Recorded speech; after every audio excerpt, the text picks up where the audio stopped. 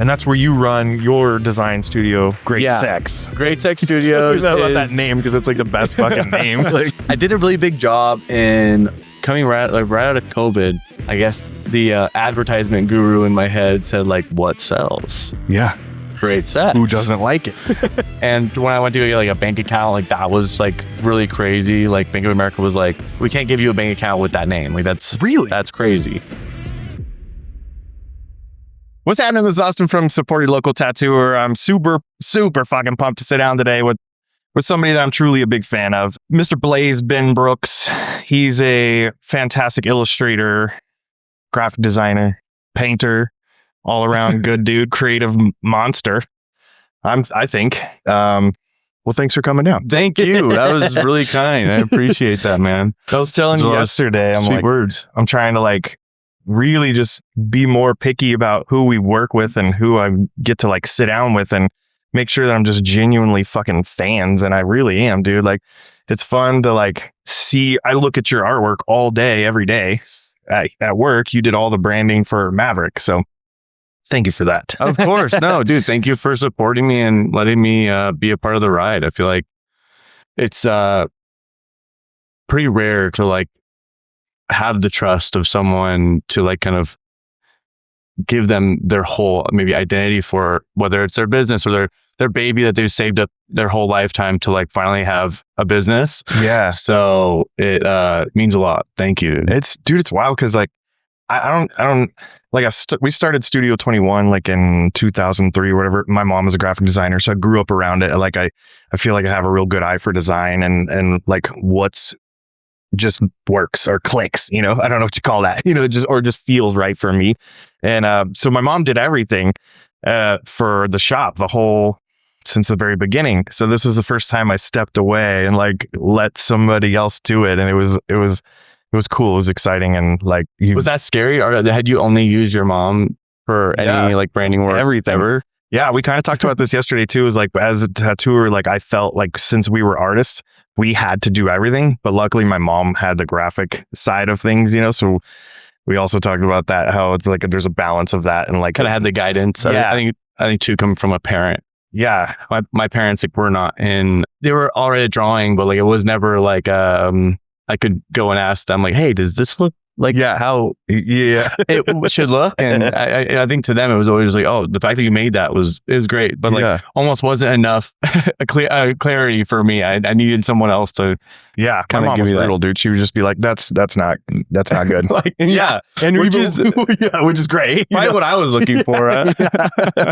But yeah, so you like, I kind of caught you, I feel like at like a younger time almost, you know, like I was wondering that. I was like, where did you first ever like maybe hear of me or see my name, like to where like you reached out? Yeah, I'm trying to remember, because it was like, first of all, I didn't know you, and you were from Vegas. You were in Brooklyn at the time, and I think just through like maybe it had to be in like the business card project you did. So like I feel like you probably did something and it clicked, and I was like, oh shit, like I want to see this person and like follow them and start getting into that. And then years later, or it was like maybe like a couple years or a year, I don't know. But we started the work on the Maverick project, and I was like, dang, I don't even know who I should do. And then I was like, you. So it was cool. Then I don't really fully remember, honestly. Like I know. I feel like that the whole time was kind of a blur. I remember just like I was taking on projects like hand over fist. It was just kind of like auto mode. It was like, as long as I can like knock out 2 business cards or like 1.5 in a day, I was like on track and just like, okay, yep, next, let's go next. And then randomly I'd probably throw in like a bigger project for the month to like fill in the extra time. Because if I was knocking out the cards that quickly, usually I'd probably have a couple days off in between. Yeah. And that's where I'd fill it with something like a brand new project, or like, you know, working on like a logo and maybe like a full like brand guide for something like Maverick, or a t-shirt design for a shop. Cause those end up taking a little bit longer, cause there's a whole like layout process and there's so much more to it than just, you know, hey, I want a clown riding a train car on my business card and here's all my info on the back. With that stuff, it's for me, I can kind of I turned it into a really quick process. Yeah. Hey, quick pause before we keep going. If you tattoo, you already know how much smoother the day goes when your tattoo supplies does what it's supposed to do. No second guessing your cartridges, no pulling your focus away from what's in front of you. That's the whole idea behind Maverick Supply Co. It's tattoo gear, cartridges, and shop essentials from people who actually understand what artists need day to day. So if you like the idea of opening the drawer and knowing you're good to go, scan the QR code on the screen, hit the link in the show notes, and if you pick something up, use code SYLT for 10% off. All right, back to the show. Fuck it, we'll just jump in the tattoo card project, which I love for everybody who's listening that doesn't have or any idea of what we're even fucking talking about. You were asked to do like, so you're a graphic designer, obviously, and illustrator. So you were asked to do like a business card for a tattooer one time, right? And then it just started to literally... Yeah, like, I think like one of the first ones, I'm kind of forgetting the name, and I'm sorry, but we did over 150 business cards for tattooers. Just like, but the first one was kind of like the super simple, like it was like a wizard or like a witch, like with some like dark background. And it was a kind of he wanted something very simple, but it was like out of the scope of like what like a tattoo artist would maybe have. It was a bit more like graphic centric instead of like tattoo centric. I remember doing it and was just kind of like, okay, like that was just a quick little thing, like sure, here you go. And then I think I remember like posting it, or I was showing a friend, Claudia Cutter, we both know her. Odd Cloud. She asked for a card, and then I was like, oh yeah, like let's. And that one felt a little bit more collaborative because it was a friend, and I really wanted to like nail it. Not that I didn't want to nail the first one, but I think this one was more like, knowing this person, I'm going to see them. I want to make sure that they're like always happy with the work I've done. Knocked that one out. And then I think I had posted it again. And I think from there, it was like, I was saying earlier, the tattoo world is so interconnected. I think everyone kind of has eyes on what everyone else is doing. And I think that's what like pushes it to like its depth, and like also like its peaks. I think everyone's kind of sharpening each other in a way, and whether it's like people hating on each other or people loving on each other, like I think that culture really inspires me. I think that's why I was probably so drawn to it, like just from the get-go. But once I started posting about the cards, and then had the artists who I was designing for posting them, it kind of like spread like wildfire, and it was just like one after the other. I feel like the names of the tattooers started getting bigger, and but the pricing never changed. It was also just like I was excited to like actually get to talk to these people that I've always really admired, but always thought like, oh, I'm never gonna get to that random city, or I'm not going to have a chance to travel to wherever they're at to get tattooed, where instead I was able to maybe even do a trade where like if they're going to visit New York, I was being in Brooklyn at the time. It was really cool to like have them come through. I had already designed their business card. And I was already on the books for when they came into town. And that's kind of how I like got most of my collection of tattoos. I know, I love it. You were kind of saying yesterday, it felt like you had this like a key to the city, almost like this pass. Like every time you would do a card, it was like, okay, cool. Like I feel a lot more comfortable reaching out to them or just dropping in to say hi and checking them out. And like, I just thought that was fun. It was nice. I think one thing I noticed when I first started getting tattooed or like being in tattoo shops was there was this like notion of, if I had just been, or so, not me, but when I talked to other tattoo artists, like they felt inadequate to like be in the same room or presence of other tattoo artists who had been doing it for 10 plus years. There's this like, I don't know, just intimidated, like a social class system, right? Where it's like, oh, that guy's a legend. Like I don't even know if I can get tattooed by him. Like I'm honored. I think being like humbled and honored to be in someone's presence is great, but like I also saw a lot of people being almost like afraid to like have those conversations or talk with, or even almost too much humility, right? It was like it would keep people from reaching out or talking to some artists, right? And I felt like because I wasn't like, I guess, a direct competitor and like being a tattoo artist, it felt so normal to like just like talk to whoever who was in the industry, whether I knew who they were or not. But especially the ones that like I'd looked up to for a really long time. It felt like there wasn't that weird stigma or vibe. It was just kind of like, oh, hey, I can make you something. Of course, I'd love something from you as well. Yeah. And it was like just a simple trade that didn't really have all this tattoo shop etiquette involved. Yeah. And I really appreciated that, because I think I had seen a lot of that, being someone who like was interested in tattooing and had worked in a shop and done the whole kind of like research of being tattooed and seeing how others, I guess being an observer in the space and the industry of tattooing. I'm glad a lot of that stigma and I don't know, weird vibes of it didn't cross over into doing work for other tattooers. Yeah. And you weren't pursuing tattooing at the time, were you, like when you first started doing that? I think I was always like curious about it. I think being curious about tattooing and also being very interested in all the history and the lore behind certain shops, behind certain artists.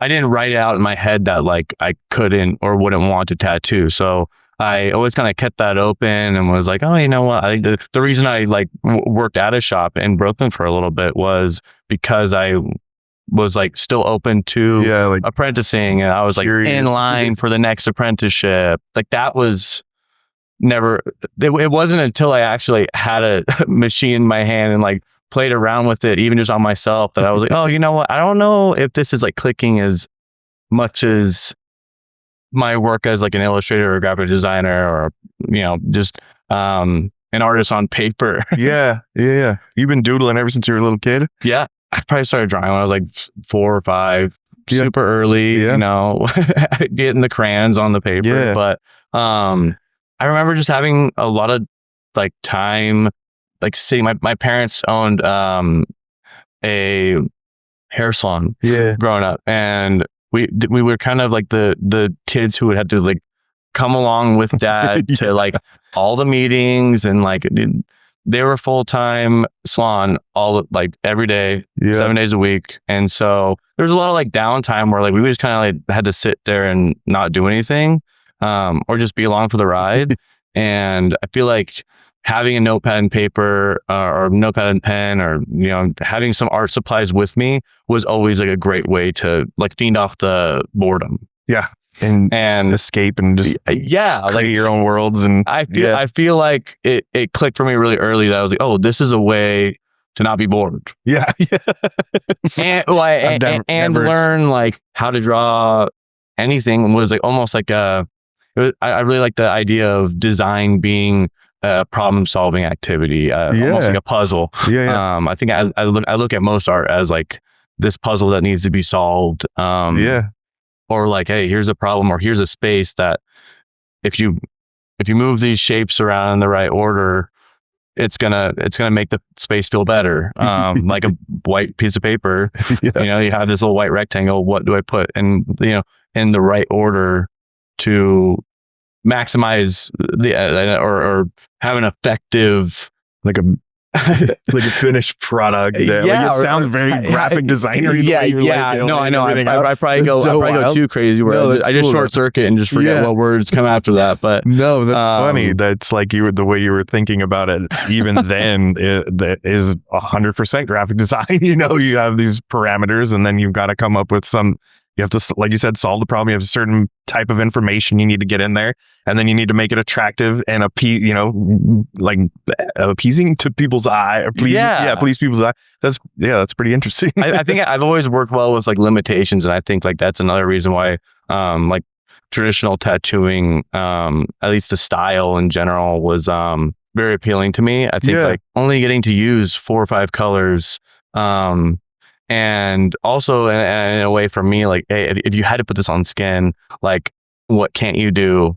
And using those rules as I draw was really nice to keep things in line, or it was such a great guide for, balancing strokes or, like keeping a balanced tattoo. I think like that was, or at least just the design in general, like you're not losing certain details or it's not too clunky in certain areas. I mean, I think studying it for so long, you really start to find what is right and what is wrong. Just when it comes to the principles of a balanced tattoo design. When you were like started working with so many tattooers, did tattooing kind of like in the community help kind of boost your career and give you like a good direction to go in for a little bit? When you absolutely, I feel like I've met so many incredible entrepreneurs, and I mean each tattoo artist I've met is like their own business owner in itself, right? So totally.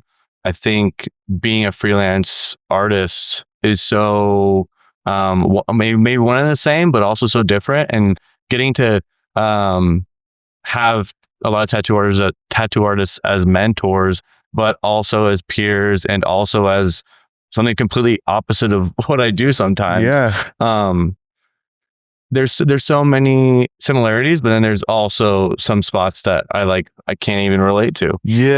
But I think getting to connect with both sides of that spectrum has helped me grow as a businessman, an artist, and probably just like an overall like well-rounded human being. I think I've met some people who were super aggro in the tattoo community, and like I've also met those people not in tattooing, and I've also met like the sweetest, kindest people who are willing to give anything and everything. And those people have shown me, I think seeing both sides of that spectrum is like letting me decide where I want to land. That's cool. And I just liked how it just seemed like, I mean, maybe it's just when I kind of caught on to you, because like you were like in your early 20s then, like when you I just turned 30 this year. Oh, okay, cool. Or last year in November. And then I just watched you go from, this is one interesting thing I think that I really like about what you do is you get really into something, you go super hard, it seems like you fine tune it, and then you have the like self-awareness to be able to say, or just self-control to just stop that project. Like, and then like, how does that work?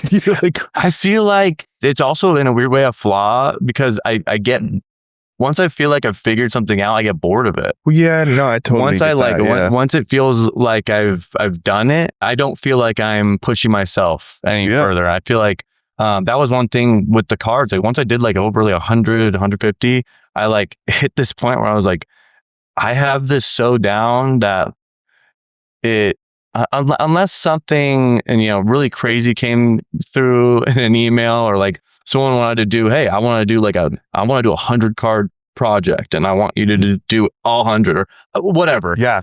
But just doing another card one after the other, I felt like I had done it enough to the point where I wasn't learning anymore. I wasn't learning much more from myself. I wasn't learning much more from the projects, and it didn't feel like I was pushing myself. And I think when I started to feel that stagnant feeling, that's my sign to like turn it off. And it's not, I think it might be a little extreme of me to like fully cut it, but it also gives me, I think fully cutting it allows me time to find out what it is going to push me to the next thing, or just find the next thing that I want to tackle and conquer with the little bit of time that we have here.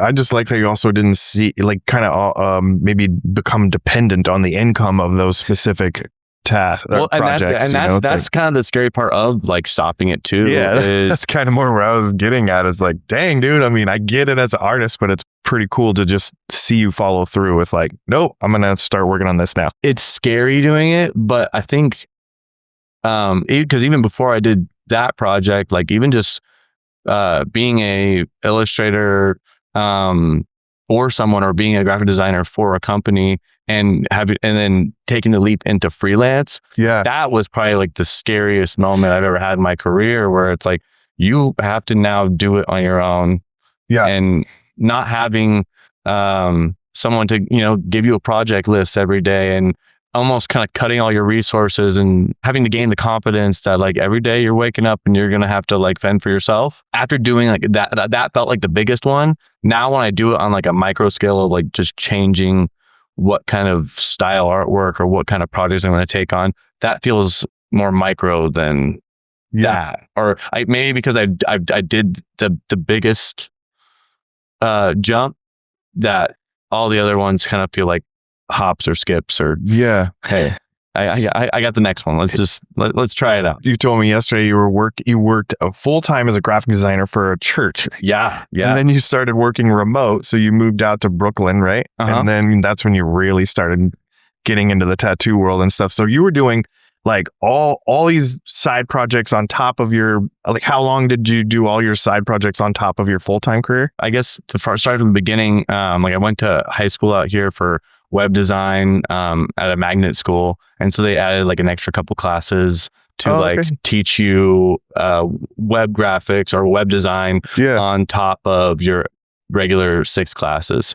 And so that was like my intro into graphic design and learning how to like code a little bit.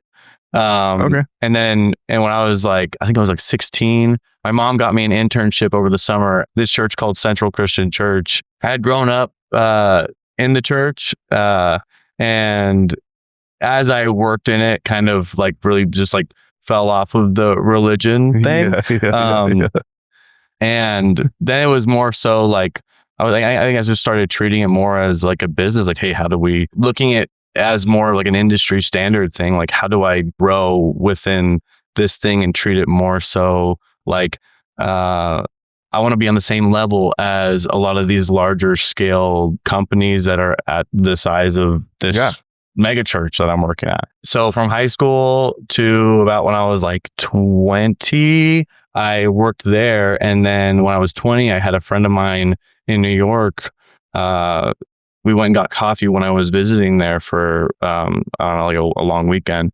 And she asked me if I really loved it out there. Like, hey, she hated her roommate. She was like, I can grab 2 other people from Facebook or something and we can like go get a cool apartment. And all you have to do is bring your stuff. And your rent money. I was like, all right, cool. So it was like one of those moments that for me, I was like, it's like too easy to get out there. Or it's so set up that like if I say no, I'm probably gonna regret it. And so checked with the church. They were like, yeah, you can like work with us for like another year, and as long as you work for another year, you get to keep all your you can keep your laptop, your 2 screens, that's cool. Everything that you're working with. So I was like, okay, cool. So I have my setup. Everything was like the perfect little mix. I get out there, I moved there in like the middle of February with like one friend. Well, yeah, with one friend. I had one other friend from high school who was also going to college out there. It was literally the time when like all my friends left for college. And so I was like, this is my leaving for college. Okay, cool. Yeah. Because you opted out of art school and everything like that. Well, and then most people like stayed on the West Coast. So it felt like very like against the grain to go all the way across the country. In New York. To go to New York. Like a rom-com story. I was like, you know what? Hell no. I can do New York. Let's try it. I remember getting there in February and it was like cold as shit.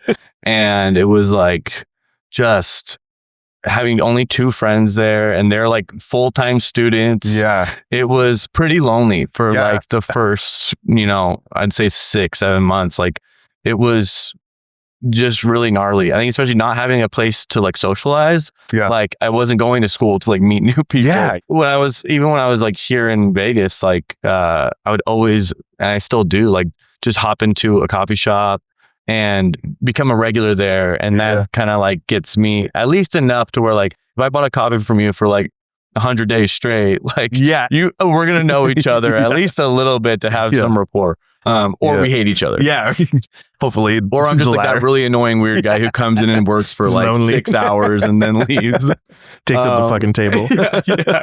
But sometimes it's even like finding the right coffee shop. But like I remember like it was coffee shops and then kind of like traveling and walking around town looking for the tattoo shop that I wanted to get tattooed at. Like now that I was out of the house, so my parents were like not psyched on me getting tattooed. It felt like now I can like go get whatever tattoos I want. I can like go to whatever shop I want. Yeah.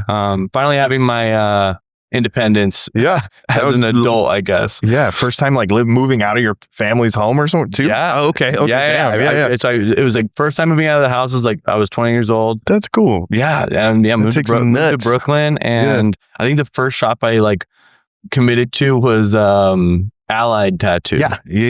Okay. There's a guy, Ian Wydrick, out there.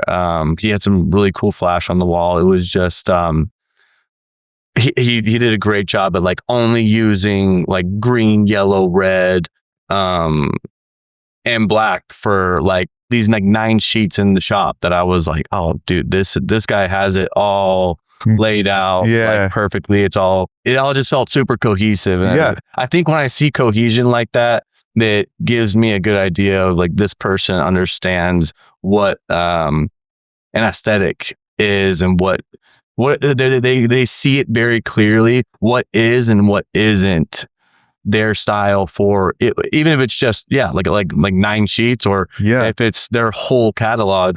I like seeing that another artist can understand that.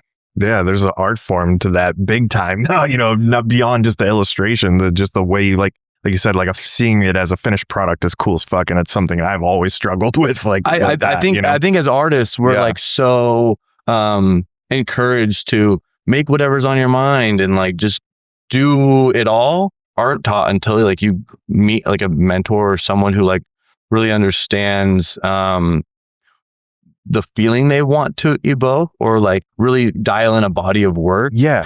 There's parameters to what is and what isn't in that body of work. And when you set those parameters very tightly or even very loosely, like you get a theme. And I think being able to like set that theme and keep true to it, that is pretty masterful. It's hard. As an artist. Yeah, as an artist, it's also like we fucking hate structure, but we need it so bad. Like it's so healthy for us when we have it. I've fought every type of structure my whole like basically until like in my 40s and I had kids, But well, I think the inner punk in us is like something, dude, like screw that. Like I want to get out. I want to break the rules. I want to get out of that. But it's cool. The rules can come in all shapes and sizes. So you jumped in with him, and you just start getting tattooed by him and learning. Yeah, from him he like did this math, these cherries, and like this mandala on my arm. It was kind of. I think the mask was. My dad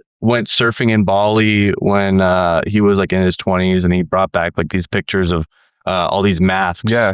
That they had up on the walls and different bars and spots like that. And then my roommate, when I was in New York, who had got me to move out there, had one of the masks. Oh, it was this mask in her room. And I was like, that would be sick. Like, but in his style. So it was kind of, it was my first time also like bringing reference and like, reference or just, images in and saying, hey, can you like do this in your style? And even getting, it was really nice. I feel like Ian was great at telling me no in a way that like I can understand, and it wasn't like an educational approach more than well, I think too, a lot like being in a lot of shops out here, like there was such a I guess not stigma, but almost a rule as like, if there's someone walking in, you don't turn them away and you just say yes and do the tattoo. The shops here and on the West Coast that you were in, used to go to? Yeah. Most shops that I've been in, or even tattoo artists that were just starting out. Yeah. Or even like the OG ones, like, yo, you never turn away a client. Yeah, that's how I was raised. Hey, if they bring something in, you do it. Yeah. And it was nice to hear no while also saying, but we could do it this way. Yeah. Just change the direction a little bit. Yeah. Or, if that's a bad idea as a tattoo, just tell me why. Yeah. I think getting to see that for the first time was, it cleared a lot of things up for me. Yeah. You were open. But it also taught me like I'm allowed to do that too when it comes to my work. Like if someone brings me an idea that I don't like, I can say no, but say yes at the same time. Learning that was kind of like the art of collaboration. And, you know, it's not easy for some people, but for some reason I think if you truly just really enjoy what you're doing, and then when people are bringing you stuff and you're like, yeah, no, I want to do this, but it has to be like this, like it takes a while to like learn that sometimes and gain the confidence in yourself as an artist to like work with the client and tell them how to collaborate. I think sometimes as artists, we are such visual people and speak in a language of visuals that trying to like tell someone with words it's fucking hard sometimes. Dude, I probably already had it like 3 times during this conversation. I literally like lose the last word that I'm like trying to say because I wish I could show you what's in my brain, but like it's just it doesn't come out in my vocabulary a lot of the time. I think that's why I liked tattooing so much is I didn't necessarily have the confidence maybe to articulate and share how I felt through my words, but that's the first thing I did with a client was always just like, can I just show you? Like, I just draw right in front of them. Give me a piece of paper. Like, you know, just, it doesn't have to be perfect or anything. It's just, it gets me like my message across so much faster. Yes. And most people aren't visual people, you know? So, and if essentially like, you could tell me something, but I'm going to think something completely different. It's if I am a visual person, then I'm like going to go off of my own vision and it could be totally opposite, you know? I think that's another aspect too, is like, I can sit there and write emails all day, but I'd rather just sit in front of you with like a piece of paper and really just draw it out for you. Yeah. The way I'm seeing it, because that's going to be the clearest version. And sometimes artists stand in their own way and they won't give that up because they feel like there's so much value in it. And it's like, nah, it's like, if it gets you to the fucking point A to point B, like, you know, like you said, just quick sketch. And the more you do it your whole career, the faster you get at it. So, and the more polished you are. So I don't know. And the value isn't in just that. It's more so the value's in the whole process front to back. You're selling yourself, you know. That's what you're doing. I think when you do get to sit there and like draw a quick picture for someone, you just wowed that person, especially if you're good at it and can do it quickly. You also just gain so much trust with that person that you can change something on the fly, or if something's not exactly how you pictured it or how you want it, but you're working with the client to get it there. Yeah. And you're doing it intentionally, and you're willing to just make that quick change, or just slightly alter it to fit that perfect spot on, you know, I've gone into spots where, you know, I have like a really weird blank spot that they broken up, and which is so fun to try to fill and problem solve, you know. I see it as a problem, and I think I brought those spaces to some artists, and some are like, like we could just do this really quick. But then I've also brought it to others where they're like, oh, dude, we got to like, you know, I'm going to put a mermaid there, but we're going to have it look like the tail goes underneath into the water and then come back out the other side. I'm going to snip this off. They are so like being way more open to a collaboration. And of course that comes with like extra funds, and, you know, or if you're not charging enough, charge the right amount to where like that collaboration is worth it to you. Yeah. I've been in certain jobs where it's just like, oh man, you're like doing the least to like work with me. And maybe that's just also a sign where it's like, hey, this isn't like the right fit, and maybe I'm looking for something more with someone else. But what kind of go off on, like, I just like the idea of how in common we have with all artists essentially have to sell themselves at some point in time. Tattooers are doing it through what we were just talking about. You've had to do it in your career.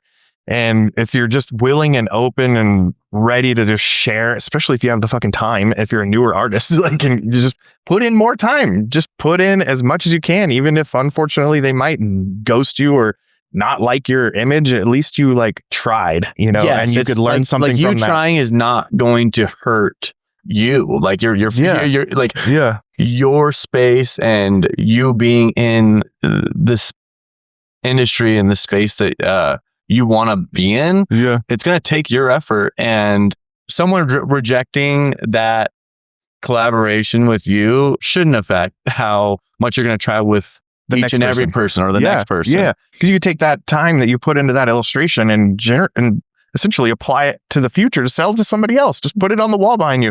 Put it, you use it as a pitch for your next client for, illustration or whatever. I think that was another aspect of like tattoo artists that I was, or just like being in the tattoo industry that I was kind of jealous of, was like getting to like reuse artwork. Like that was something that like it was very like, oh yeah, because unheard of. And, like I don't get to really do that as a graphic designer or illustrator. Like I think if I reuse something, unless it is in the tattoo industry, like even that, like if it's something that's like an old piece of flash, like that's always great to maybe reuse. It also felt weird to like I'm not going to sell it as my own, or like there always felt like there's certain rules that apply to tattooing. Yeah, there's a lot of gray area in tattooing. Like and people are even legality. Just like of tattooing like a Mickey Mouse logo on somebody, you could get away with, but you can't put a Mickey Mouse logo in any of your work. Like so that's kind of fascinating. But I also like the punk aspect to that. Like, or it felt like we're breaking the rules either way. I don't care. I'm gonna draw whatever, and I'm gonna put it on whoever's body. What are you gonna do? Take it off their skin? Yeah. But I don't have that privilege. But it was cool to see that was happening. So I think that's another aspect of tattooing that I've really appreciated. I guess was jealous of. I was like, man, I wish I could do that. That's sweet. Let's go back to like you started getting tattooed by, was it Ian? Yeah, and then Ian at Ally Tattoo, and then other tattooers you kind of started buddying up with out there. So I think after going to Allied for a little bit, I think I started like looking for a lot of like guest spots coming to town. I think being in Brooklyn, I knew there were a ton of artists coming to New York just to take the trip, and then would probably do like 4 or 5 tattoos while they're here to make some money to travel to the next spot. Yeah, I just started following a lot of the people that I really admired, and like there was it's still like Big Henry you mentioned. So Big Henry was already working at Greenpoint Tattoo. That was probably like the next place that I remembered I wanted to get my stomach tattooed like so bad, because I was like I'm like young, I'm like in my prime, I'm ready to like, and not like I had a 6-pack, but more so like I'm ready to like take any pain. Like I was so into, I was like, what are like the more painful spots on my body that let's like knock it out that's first? Smart. Yeah. Because I do not want, I have like my ribs left, and I'm like, that's the last thing I want to do. Oh dude. Yeah. I didn't do my back when I was younger, and I saved it, for something big. And then I just was so busy in my career that I'm like, fuck, now I'm like, oh. No, it sucks. I just had Ryan Phillips over at Downtown Tattoo do my back. I guess like last year, the year before, and we just kind of like pieced it out. But no, dude, I have a whole new respect for people who get tramp stamps. Oh, dude, that was so much worse than I expected it to be. Only thing I have on my backside, ironically, is my butt cheeks. I've heard that's got to be pretty bad too. It sounds terrible, dude. Yeah, my ass just clenched up. Like as soon as he touched it, I'm like, and it didn't help that my sister tattooed me, and she doesn't tattoo. And then there was another one, was a drunken girlfriend back in the day. So dude, I just got a few bumper stickers on butt cheeks. Hey, bumper stickers is probably better than like, I think I saw when I was getting my back tattooed, I saw someone getting like 2 huge like flowers on each butt cheek, and I was like, oh, murder, dude. Like murder. Ow. Yeah. With full color, full shading. I was like, dude, this is serious. I know. I'm trying to like regain the steam. So I wanted to get my stomach down. I had drawn up this like piece to like bring to him, and so I went to Greenpoint Tattoo. All those guys there are so great, girls and guys. The whole crew there, they are so like art forward, all focused on like American traditional stuff. But also like even stuff adjacent. Like I feel like that's the cool thing about that shop. It didn't just feel like you had to do traditional style tattoos. Like I think they have maybe like 4 or 5 like traditional people in there, but then they got a few people who I haven't been there in a while too, but they've got a little bit of everything, and people just who have very unique personalities, especially when it comes to their art, and sometimes kind of niche. There's this guy like David English who worked out there, who like he would just do this really crazy, almost like gory medieval, like but only black and gray type of stuff. The kind of 90s bikerish almost, or like I guess kind of, but like also had its own. It was his own tone. That's fun. I think like they really at that shop promote individuality. And like there's a guy Ryan Metz there who also does like a ton of sick paintings, and just his artwork in general. Like he just is like he does a little bit of everything, and I feel like that's the person that's a great fit for Greenpoint. From what I've seen, like anyone there is just they're on their own path, and it felt more like a collective than like a shop that you had to adhere to their rules. Yeah, that's cool.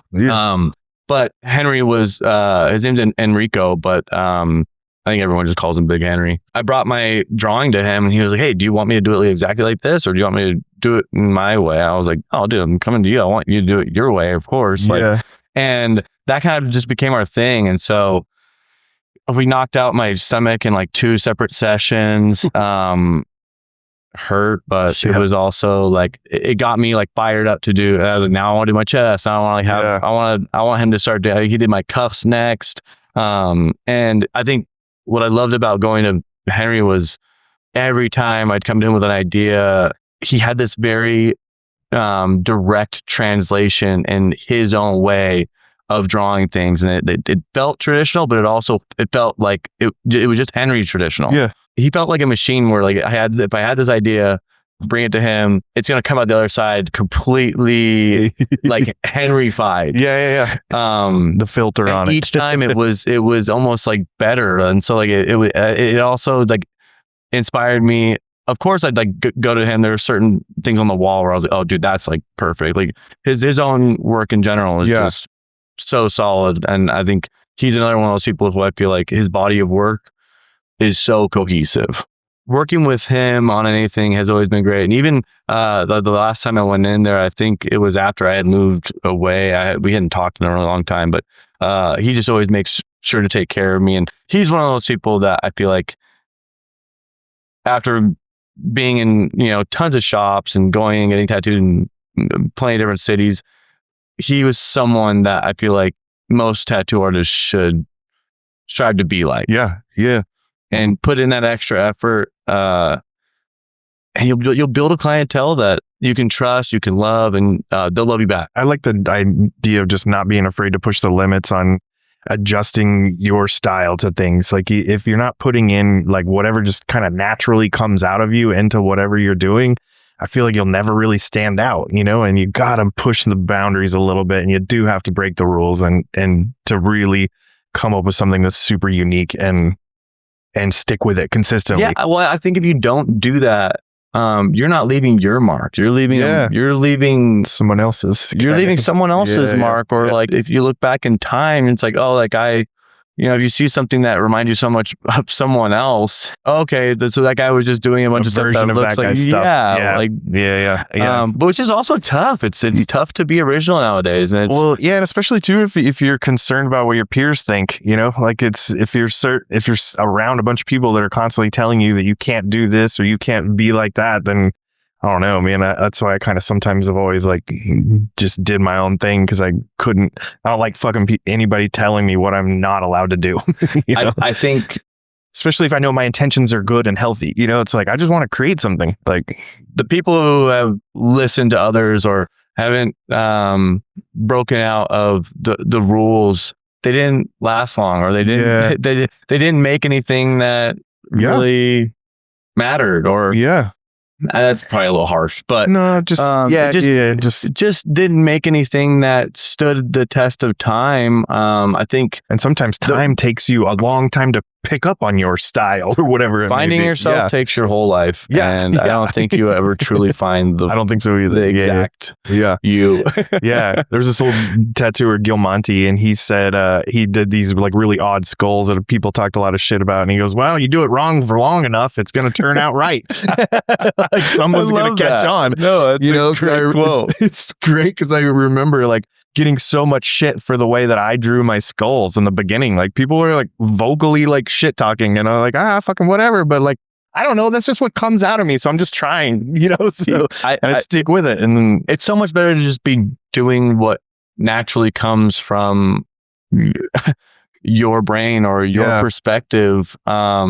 And if someone wants to say, oh, I don't like that, then okay, you don't like that. But like, doesn't mean it's terrible. It also doesn't mean that, who knows? I don't know if I even like it. Yeah, no, totally. But like, it's just what I'm making. Like, also, when it comes from someone who's not making anything, that's where it's like, dude, everyone's got an opinion. Everyone's got assholes. We don't want to smell everyone's, I learned that in art class one day. I caught myself. I was young. I was like 16 or 17. I was kind of poking fun at what this kid was doing.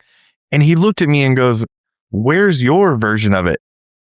And I just was like, fuck, you're fucking right, dude. Like, I'm sorry. Question. Yeah. Like, I'm making fun of you for doing something that I think I could do, but have never done it. Like, and I still remember that kid's name, Steve Haven, to this day. Like, he was shout out Steve Haven.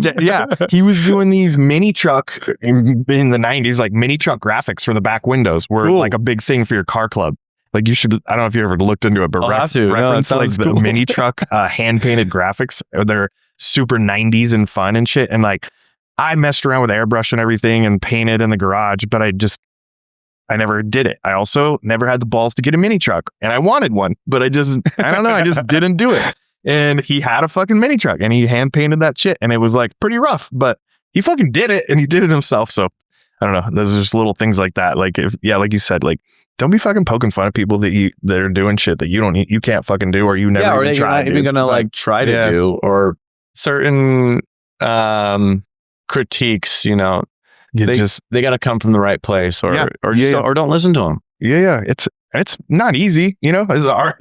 Sometimes I get so frustrated with the art community because most of us are very vocal about what other people are doing. And like, I feel like the second you just fucking get rid of all of that, just focus on yourself. And I don't know, you're also not going to say anything that's going to piss people off to where it closes doors and opportunities for you in the future, and it all comes down to just like your self-expression. And it's like, that's what people are doing. They're just expressing themselves. Yeah. And if they're expressing themselves without hurting anyone, let it be, dude. And if you don't connect to it, don't connect to it. Like, just continue to express yourself your way. And because hopefully they're working through getting to the point to where something starts to click for them, It almost sounds like they just need to be more open. Like, I think people who want to hate or have issues with other artists or other people like creating, it's like, dude, you have some learning to do, and you just probably like close your mouth and listen more. Yeah, right. My wife and I love this quote. Be curious, not judgmental. Yeah. And it's just this simple thing. It's from a Ted Lasso show. I don't know if you've ever seen it, but it has this whole scene about it. And it just, if you just think about it a simple way like that, if the second you catch yourself starting to be negative or poke or prod, why don't you ask instead, well, why is that like that? Like, why is it that I feel this way? And then hopefully you can learn from it, and maybe that person's fucking awesome. They're just doing they're on their own weird wavelength. I was talking to some friends yesterday. I said, the person who's quickest to say something is probably the last person to be listening. Yeah. And the person who's in the corner not saying anything the whole time, that's probably the perspective that you want to hear. Yeah. When it comes to like reacting so quickly, and the first person to say something and the first person who has something to say usually didn't listen to what was going on, or they have the emotional capacity just to react immediately to whatever was said, instead of, really taking everything in. Yeah. That's some wise shit. Blaze over here dropping knowledge. Do you have anybody that over the years, like that you, I don't know. Yeah. I feel like I feel like you're definitely a tastemaker in what you do. And over the years, I think sometimes artists get offended if they see other artists like kind of copy or whatever. I mean, is that something that like you've learned? I don't ever pick that up off you. Like you would take it as super offensive or anything, but that someone's picked off of me, per se? Yeah. Not necessarily like that person, but just like those moments where like it hits you, you're like, oh dang, like, okay, that was my stuff that you're doing now. Is that maybe more instead of continuing to do that? Like, I feel like you're the type of person like motivate you to change direction and just reinvent the wheel almost, again, you know? It's like, instead of being sour about it, I don't know. If I see someone maybe like encroaching or like my style is starting to be, or whatever I'm doing, I don't want to call it my style. Yeah. It's just whatever you're currently doing. I'm currently working on starts to feel like others are doing a similar thing. That feels like an immediate challenge to push it. Just pivot. Yeah. Like, yo, plant that foot, next thing. I think I just have the confidence, and I know in myself that like there's so much more I can do, and there's so many other different looks, aesthetic styles, that you can pull inspiration from and build art forms, media, that like there's enough out there to switch it up. Yeah. And I believe in myself that like I can learn something new. I think you're great at that as well. Like you're someone who, if you don't know it, learning it is like the only logical next step to doing the next thing. Yeah. And seeing you take that on in business respect, art respect, relationship respect, like I think I look at it a bit similarly. Yeah. If it's not me learning something new, it's me maybe even picking up a different version of what I have already done in the past and adding to it in a way that feels brand new. Yeah. So yeah, I think sitting there and trying to create some legal battle over it, or trying to like start some drama around someone coming for my design or something, the amount of energy that I'd put into fighting it, I could just be putting it into like the next thing and already be 2-3 steps ahead of whoever that person is trying to like use what I've done to bring them up. I'm like, no, I'm like, dude, they'll always be behind you. No matter what, like if as you, long as you focus on that mindset, that person will always, those people, whatever. And who gives a fuck, honestly, in the long run? Yeah. Like, you know? And if anything, I'd probably like be really good friends with whoever's doing that. Because if they dig, I'd be like, yo, like they obviously genuinely have a lot of respect for what you do. They just don't know how to translate it. When I was like 18, 19, I was such a huge fan of this artist, Zico Ziegler. Still am. He is literally like, he is the artist for me. He's a fine artist. He's a painter. He's a sculptor. And for the longest time, like when I was like I was in this space of like not knowing how to be an artist or how I was going to make money doing art. Yeah. I was ripping his stuff so hard. Yeah. Like I was just drawing the way he drew, and I was even like publishing it on Instagram to the point where he was probably like, dude, get this kid out of here. Like he's like, what is going on? Yeah. And so the admiration really does fall into a place. Sorry, Zio. It falls into a place where you learn your own way by recreating others. Yes. Yeah. And so half the stuff I was posting probably shouldn't have even been posted. It's more so just like, it was for me to learn how to do my own way. Like how, like, and try by recreating, you find your hand or your brain moves in its own way, or it shows you this other route, or it forks off at certain points in recreating others. Yeah. That eventually, if you keep following those forks, you have now found your complete own original separate path. Original spot. Yeah. It's just super true. You know, but the problem is that you got, not problem, but the key is to keep going and never look back. That's what I think. You know, it's like if we're looking back on somebody that maybe like, and copied us or whatever. Like, I don't know. I just like, you're just wasting your fucking time. Yeah. Like, if you stay there, like there's no way that's positive energy. Yeah. And so if you're just sitting in that negative space for however long, it's going to like debilitate you from even being able to create anything new. Yeah. It makes you sour and sad or some shit. Or like, what? But then it also ends up looking like you weren't creative enough to make more. But you're so tied to that one thing you made. Yeah.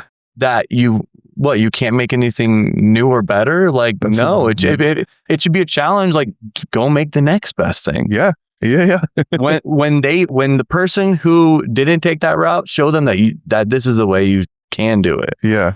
Lead by example, you know? Jay-Z has some quote too. I like always love, like, I always refer back to hip hop, but he said something like, I can't even fucking remember the quote right now, but it's like, basically along the lines of like, oh, you like what I do, you copy me, like, oh, you think you can do what I do, then go make a new Jay-Z or something. Like, I butchered the fuck out of that. But it's like, he's just basically saying like, oh, okay, you say you can do it, so then go fucking do it. Like, but I'll be over here doing new shit. And I don't know. I just feel like that's the superpower that an artist has, is like, it is this beautiful thing that we can wake up every day and make something from absolutely nothing. Take the blank white piece of paper and make it valuable, or, you know, and make it attractive to people, and that's like, it's just a cool ass fucking thing that I feel like I think all of us have it in us when we're young, but most of us just are trained or choose not to just keep going because it's fucking hard. It's like being an entrepreneur. It's fucking hard. Not everybody's built for it.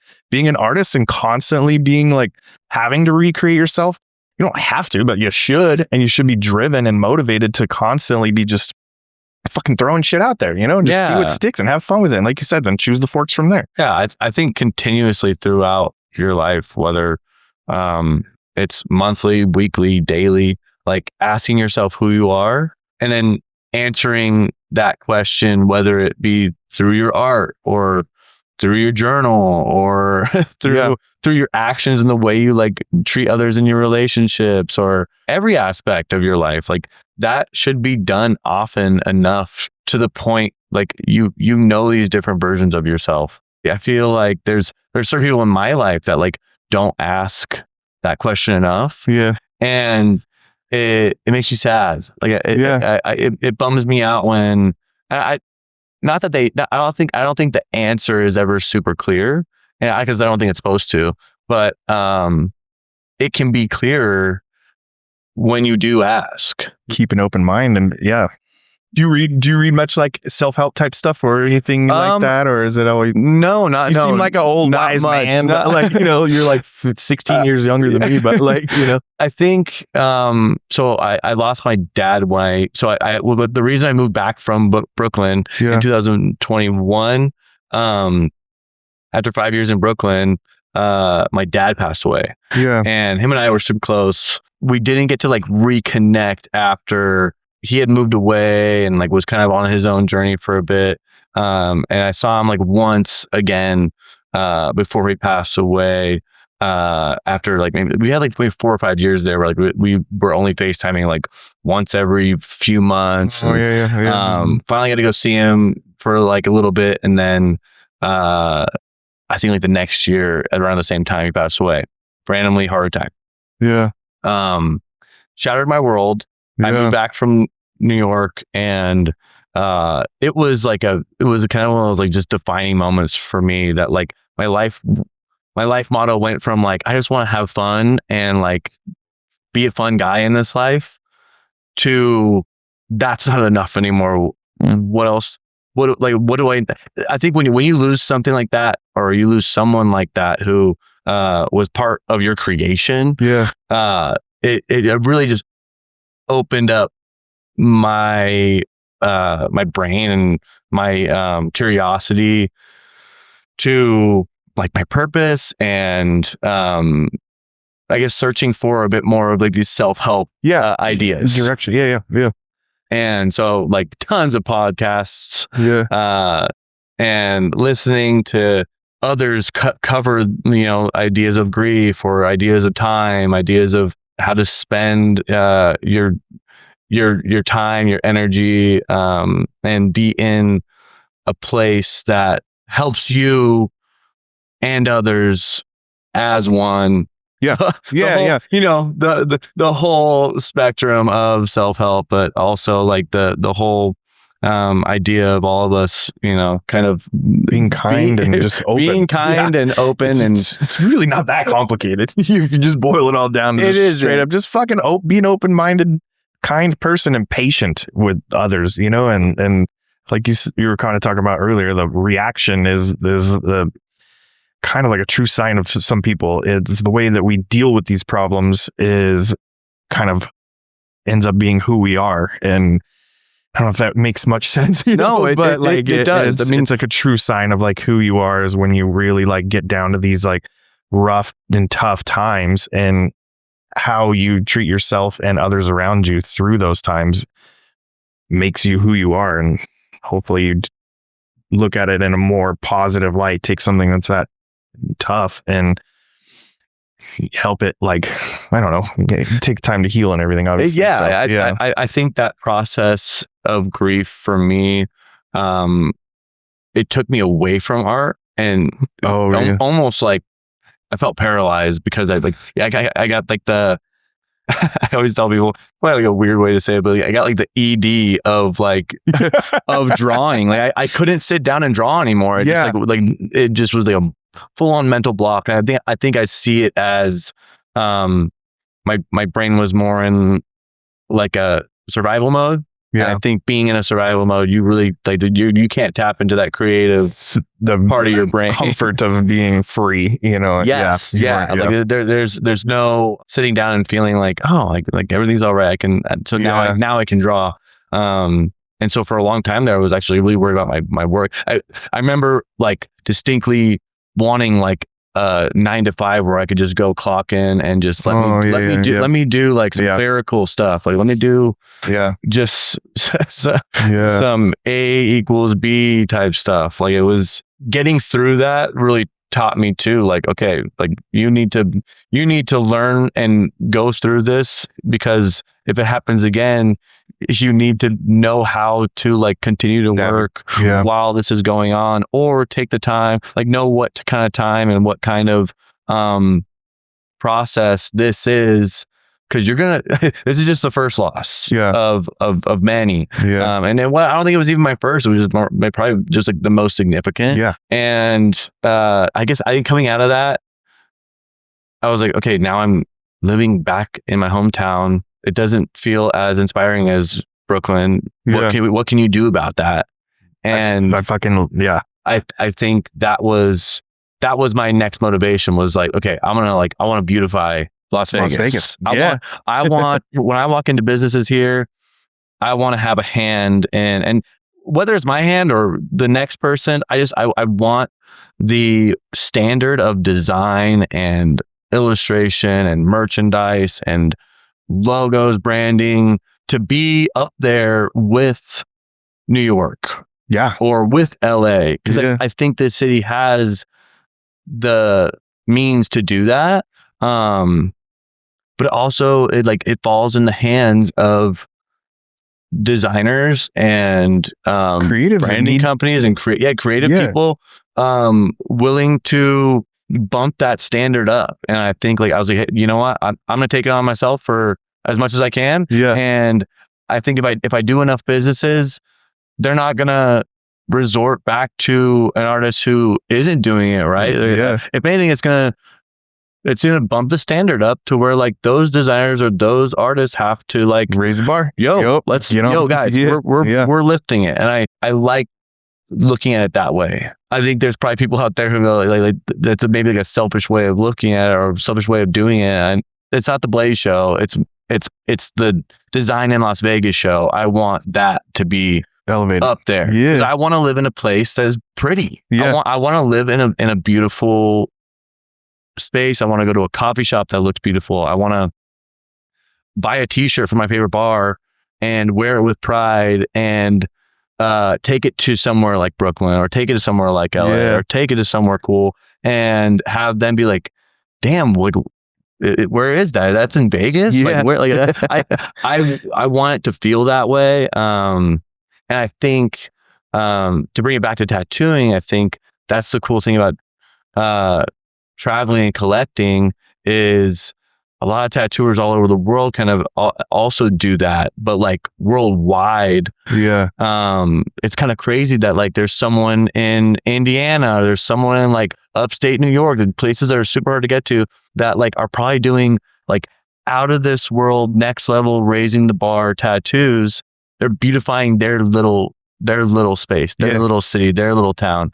And as much as, you know, Vegas is on one of the larger cities, to me, being from here and being raised here, it still feels, at least socially, like the small town. It is. We still have a small town vibe, at least when it comes to our peers and the people who have been here for, you know, 10, 20, 30 plus years. I have pride here. I have pride in the city, and I have pride in being from here.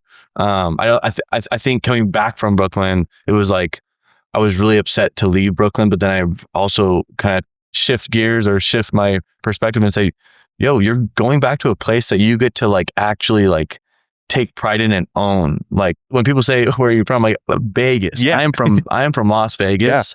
And I guess I'm really from Henderson, but that's even cooler. And I'm like, it's good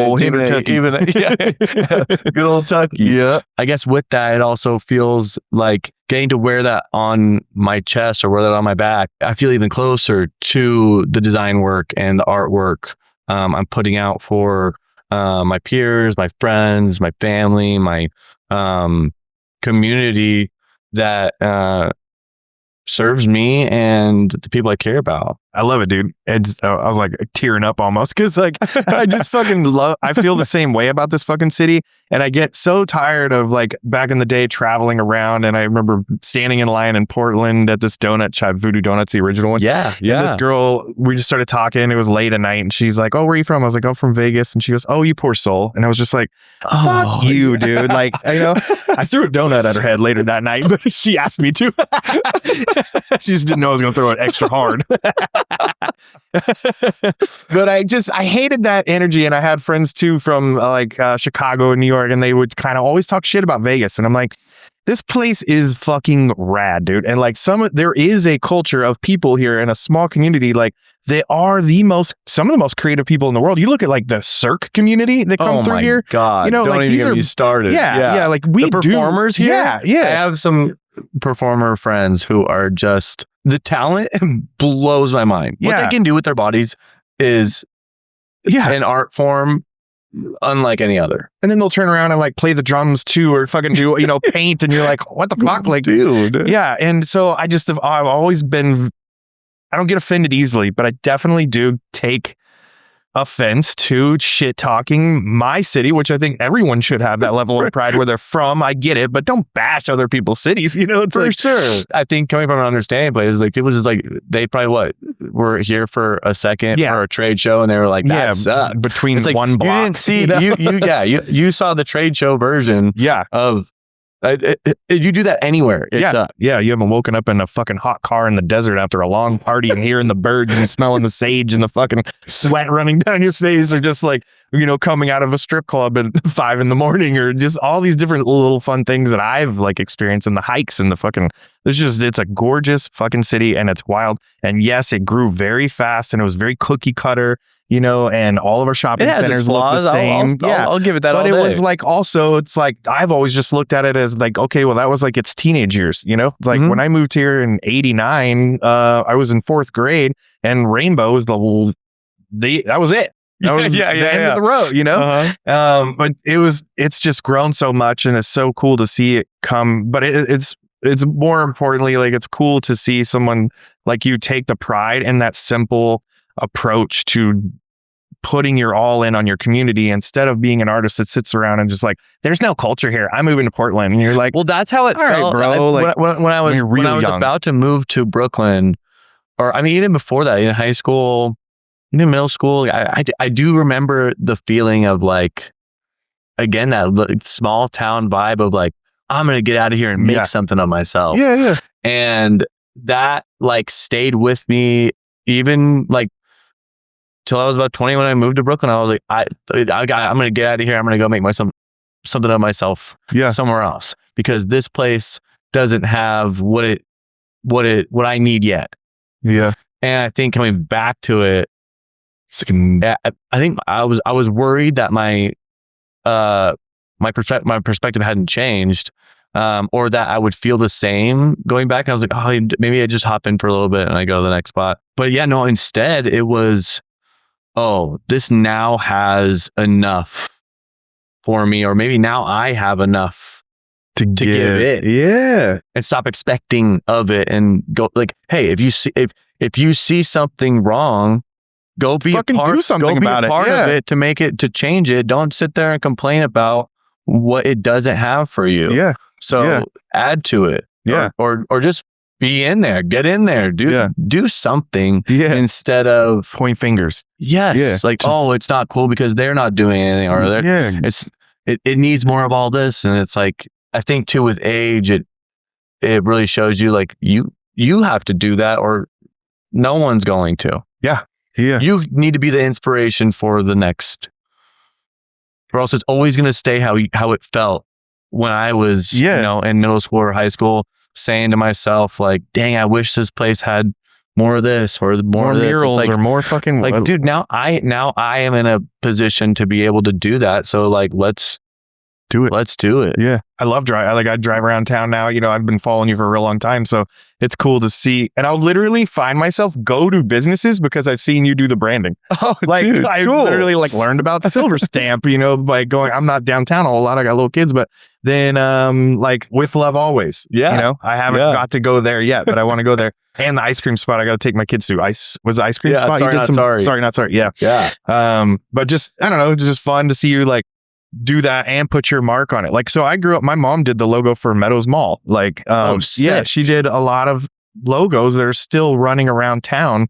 And I remember seeing that. So it's a very special thing to me to know. It's you're tattooing the city essentially, it's you're leaving your mark on the city. That was another way of maybe seeing, or, seeing the commonalities in the tattoo industry was like, businesses are my clients. So as people getting tattooed are a tattoo artist's clients, it's a great responsibility to make their business look good. Cause especially a business too, it's like branding can help carry a business to an extent, absolutely. And get people to remember it, get people to feel a certain way when they go inside and they see the colors and the fucking logos and the illustrations that make them remember that brand. Literally my buddy was I had lunch with him the other day and he had this shirt on and I was like, With Love All. It was when they very first opened. I think you did their very first shirt too. Oh, he did everything. I did their branding. Yeah. Their logos. I was that's a fucking handsome ass shirt. I was like, I'm pretty sure Blaze did that, dude. But yeah, it's just fun to see that. And I grew up seeing that. My mom did the billboards and stuff all around, and she would just always be like, "Oh, I did that," just driving along. I need to see your mom's catalog of work. Oh, dude, I would love. Yeah, you got to come over and gotta check it out. Barbecue. And sounds legendary. Yeah, she's dope, dude. She's so I just have this even more kind of special relationship with designers and stuff. I grew up looking through books of paper from paper shows and stuff, and just learning about textures and colors and everything. And although I didn't go that direction myself, I definitely am aware of it. And I know that I can look at something and know why it makes me feel a certain way, and you're just so good at translating that. It's fun. Yeah. So cool. I think that's a big part of what I get to do and what I like to do within design is, really get to know what, vibe or energy or feeling or emotion that someone wants to convey in their space. Yeah. And trying to get that out of someone is actually really hard. Yeah. I feel like for the most part, a lot of people, when they're starting a business or a brand, they don't know what they want. But a good question when they don't know what they want is asking what they don't want. Yeah, that's great. That's hard nose. Yes. Yeah. And that usually leads me so much closer to what they are that's really good. Itching towards or getting at, because the hard nose, I'm able to like almost find like the antonyms of that. Yeah, it's like your gutters in your lane. You just stay in. Hey, we're staying clear of these things. Now we've got we're at least building a road somewhere. Yeah. And so now in this road, do we like this? And with those, you know, I get this feeling. Do you have like a structure like that you kind of go through that process? Like like cookie cutter as you would think, or like not like I have it all written out. Okay. I have my process down a little bit. I have this little, the gambling hotline pamphlets that you guys says when the fun stops. Yeah. I took that graphic, or I took my own photos and I remade it, and it says when the fun starts. Oh, okay, cool. And when you open it, it's my process of like for my commissions. Yeah. So I have that already. If you go on my Instagram, it's in my highlights. It's called When the Fun Starts. And so it's commissions. And then when you go, you can check that out. But that was another little ode to that's cool. Being Vegas. in Vegas, you know, if you're sitting at the bar and there's a little video poker spot, look up in the corner, you'll find one of the. That's so funny. So I have so many more things I want to ask you now, but I lived in the Arizona Charlies when I first moved here. No way. Like so you did live in a casino, which was what they all said we moved here from Houston, and everybody's like, "What are you is your mom gonna be a hooker and your dad gonna be a dealer?" You know? And I'm like, I don't know. That was the big one. When I moved to Brooklyn, I'd tell everyone I'm from Vegas. They're like, did you live in the Luxor? I'm like, why did you pick that one? I remember getting walked out in the middle of the night because they were testing the fire alarms, and it was all smoky and everybody's fucking, and I had to walk in my pajamas out of the casino, wait for like 20 minutes and then come back in, and we'd eat at the sourdough cafe downstairs at 99-cent all you can eat pancakes and a glass of milk. So my dad was just like, it would just smell like cigarette smoke. How long did you live there? Only like 2 weeks, but it was like because our house wasn't ready when it was supposed to be. We were renting this little house. Vacation, staycation. Yeah. But I always want to get an Arizona Charlie's, old Arizona. I hate that they rebranded. It's so bad. And but I want to get that maybe like on my chest, like some, I don't know if there's. That's a sick one. Yeah. Just kind of reminds me of like it's like Western, like a male version of that Danny Trejo tattoo that he has. Exactly. That's what I was trying to remember his name while I was saying that. Dude. With my the big hat. Yeah. I just got this bird ass chest. Dude, that'd be a sick one. Yeah. So anyway, also I want to know, like, it seems like you're obviously really good about putting yourself in these creative spaces. You've got this cool space downtown called 4th Street Casino. 4th Street Hotel, Casino, and Resort. Yeah. So it's this little Adobe style building on 4th Street. It's in the Arts District, just south of Charleston on 4th. You probably haven't driven down it because it's a one-way street. Yeah. And it's like it just breaks off of Las Vegas Boulevard.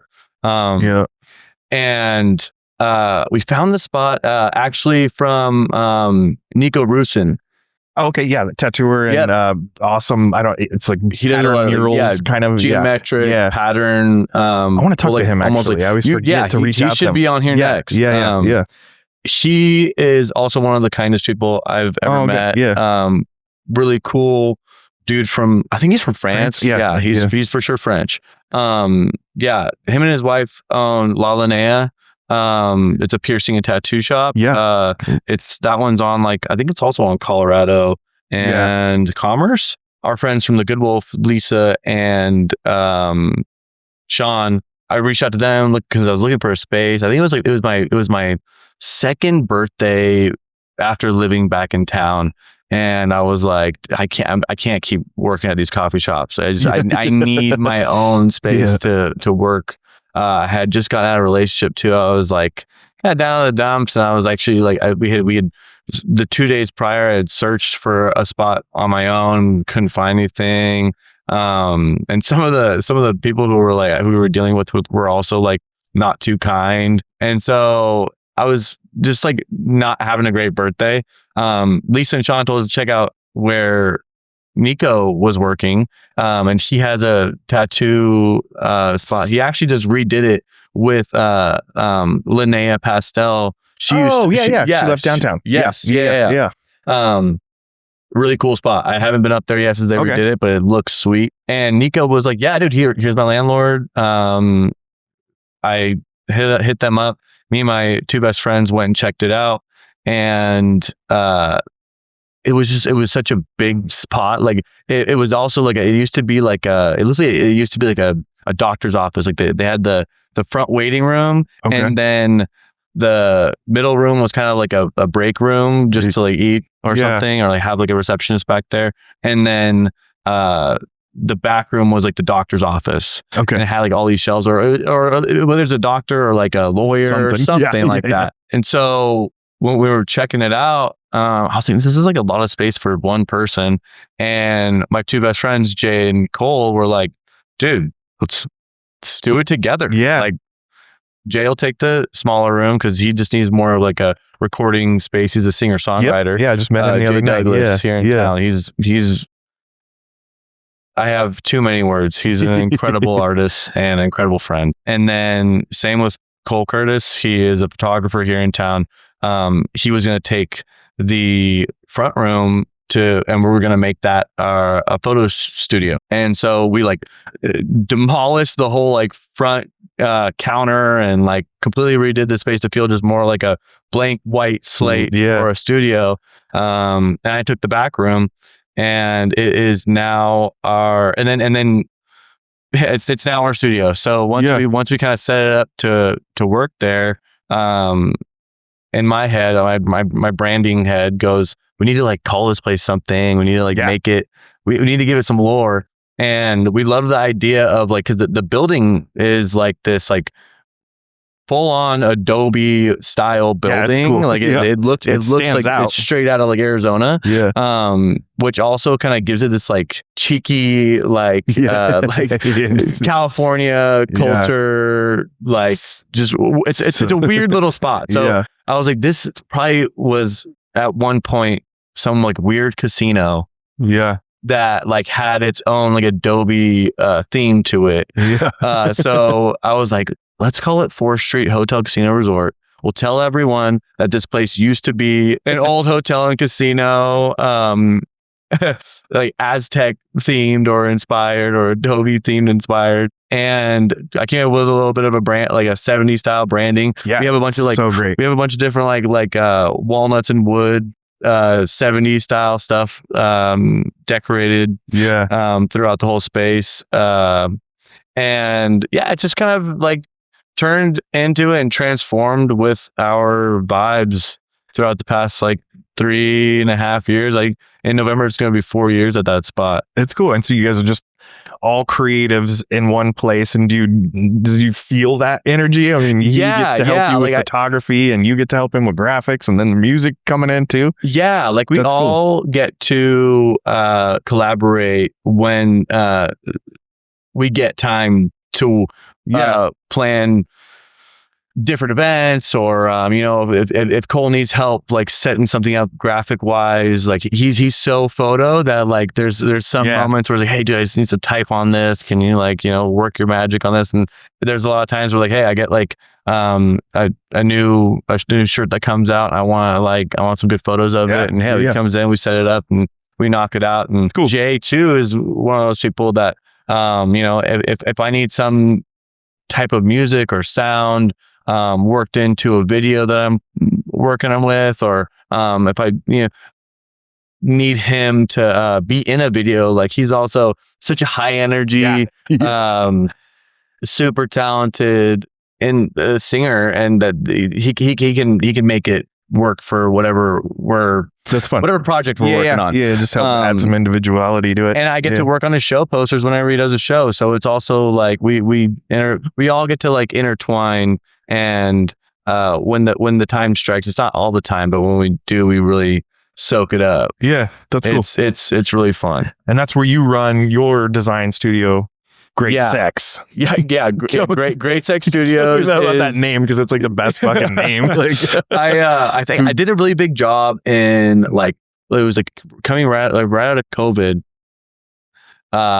And I had all this like extra money laying around. And I was like, and I feel like now with this chunk of change, I can like actually start something new, or start like a business that's outside of me. And I guess the the advertisement guru in my head said like, what sells? Yeah. Great sex. Who doesn't like it? And I was like, I'm sure this is gonna like come back and bite me in the ass one way or the other. And when I went to get like a bank account, like that was like really crazy. Like Bank of America was like, we're not like we can't give you a bank account with that name. Like that's crazy. But it's your registered LLC or whatever. It is. So it's my registered LLC. It's Great Sex. I think it was Great Sex Studios LLC. Yeah. And with that, their whole thing is they won't give bank accounts to like anything in the pot industry, anything in like the porn industry. Oh, okay. Anything that's high risk for them, they like won't give credit cards or accounts to. Okay. So I had to like kind of like, I was like, well, this is just graphic design. And also within that graphic design, like on our store, like we're not selling anything that's any risk. Like there's no risque anything. Yeah. And I think with that name, also I knew that going into it is like we can't do anything that's like crossing a line. We almost need everything needs to be like PG. Yeah, I like that. Yeah. Because with that name, if you lean into that, it loses its effect. It's cheekiness. Yeah. Like I think with that name, people immediately assume that it, like I wanted to break the assumption that like it's going to be anything like it's like it's written on the walls. Yeah. And so at first it started out as this full blown like I wanted it to be like a clothing brand. I wanted it to be like I wanted to have like a brick and mortar store, and then as the further I got into it, the more I realized that my design career was suffering, and the things that I was already good at or doing were like they weren't the forefront anymore, and I was diving into being a more like a fashion or clothing designer than a artist illustrator. And kind of had to like dial it back and like, let's reconfigure this so that it works. I'm still working and being and doing the things that I like and want to do. Yeah. And not just focusing on this thing that is outside of my scope. Yeah. I think it's easy to get into that too. We on Instagram or stuff, we see everybody just builds their own brands out of every single thing they're doing, and then it becomes this whole entire business. And it really does. I mean, I fall victim to it all the time. I felt it. I felt it diluting me. Yeah. And it was like, okay, are we just gonna do this, or are we just gonna do me? And then I kind of just had to find this nice fine line of like, keep it simple. If anything, I use the LLC as like that is my business, and then I have my personal as me. But a great learning experience. I feel like I learned so much about myself doing that. I learned so much about the whole process of starting a business and doing it legitimately, especially here in Vegas. And now it is also just, I guess, kind of synonymous with me. I'll probably be like doing a few more releases with it here and there. But just trying to also find time for it. I think since moving back, I've been very busy and working with a lot of these like new businesses that open up here, to the point where any extra time I do have, I try and give it to myself, give it to my friends, give it to my girlfriend, my family. Finding some level. It's actually stop and smell the fucking roses. Like, enjoy life for a minute, dude. Exactly. Because it travel a bit more. I still have a lot of travel to do. I still haven't even been to Europe, dude. Oh yeah, you gotta go. That's some crazy fucking trips. I went to Japan in January or February, and that was mind blowing. My 40th birthday, I was supposed to go to Japan. We had the trip and COVID hit. Dude, you gotta go. Yeah. We went to China last year. So sick. Yeah, that was awesome. I feel like I'm just like, I only want to travel to Asia right now. For sure. Yeah. Japan right now is awesome. I think we're going to try to go. My mother-in-law is from the Philippines, so we're going to go over there too. And then maybe my wife and I want to go get tattooed in South Korea, because there's like a ton of fantastic tattooers over there doing some super wild shit. But you gotta travel. Dude, I went to cool. Berlin and got this by that Lars Lou guy. Yeah. He's like the fucking godfather of like neo-trad, essentially. I don't think these days too many people even know who he is, you know, and how much influence he had on all of Europe, Australia, and the States, like all of their neo kind of trad style stuff. Dude, that's legendary. That dude was a wild human. Yeah. Wildest human I've ever met. I could go on. I could do a whole podcast just about all the stories. Dude, get him over here. Yeah, he is a really fascinating dude. Or bring this to him. Untamable human, like Really? of like hands down the wildest person I've ever met. Like I had such a good time. I fucking flew over there with an appointment to get tattooed by him, and then he just kind of looked at me like, "Oh yeah, well, we could talk and see if we want to do it." And I was like, luckily I didn't react, you know? And I was just like, okay, cool, man. I would love to take you to coffee and see if we could come up with something, you know? I already had like a full description of everything that I thought he was going to do. I went there to get a giant skull and some flowers. I collect like different skulls from different people. And he was like, no, at coffee. 2 days after my appointment, which I still didn't get tattooed, went to coffee with him. He was like, talk to me. We just sat down like this at lunch and had coffee and fucking chilled. And he was like, you're a bird. You're going to get a bird. Oh, wow. Which is rad. He did the energy. Yeah. And then he was like, we're going to have a brooch with your mother looking up at you and keeping an eye on you and all this stuff. And I was like, oh, he did a reading. Yeah, he did. And full on like, then this like the German, like, what do you call it? It was like the thread or something that went around the brooch and held the brooch. And I was like, wow, okay. And I just fucking got it, dude. It was awesome. It was the best tattoo experience I've ever had. That's so sick. I think like that, like you couldn't come up with that yourself either. Like, you know what I'm saying? Like that's one of those things where like someone had to bring that. Like he had to bring that to you and say, yo, this is what I'm feeling you need right now. I talked to him for like and being open to almost 2 hours, like just there, and he was just telling him about my life and everything. I'm like, I don't know. I was like, that's the craziest tattoo experience I've ever had. That experience, I think, like means so much more than just like, hey, can you do a skull on me? Yeah, there's so much more. I'll tell you later. But oh my god, it's really wild, dude. But so I just kind of want to touch base too on like some of the cool my family is a huge Tom Petty family, so I grew up like. I smoked weed with my dad for the first time at a Tom Petty concert. And so I just thought it was so cool when I saw you do some work. What was it you were doing? Like rebranding of some newer products? That was actually the big job that gave me some of the extra cash to start Great Tech Studios. When it comes to Tom Petty, I've always been a fan, but also was not like a super fan. Yeah, I was love his music, but was, in the rotation with all my other stuff. Yeah. With that, I think, I guess we'll just start from the beginning.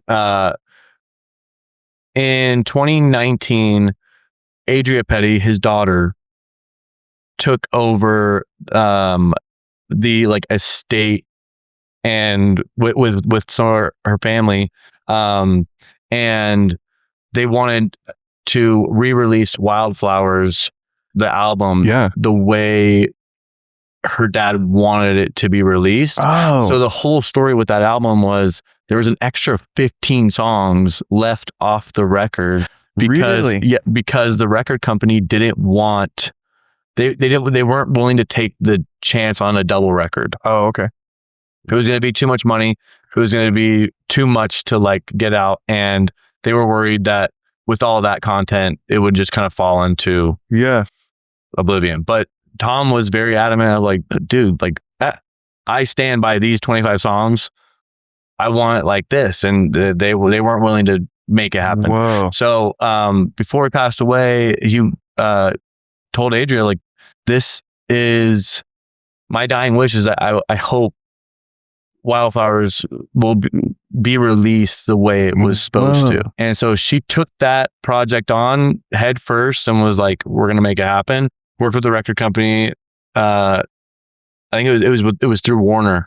To get that whole project going. So it was pulling all those songs out of wherever they were. Yeah. Because I know in the beginning, or when they first were cutting the record, Rick Rubin helped him dial it back. Oh, okay.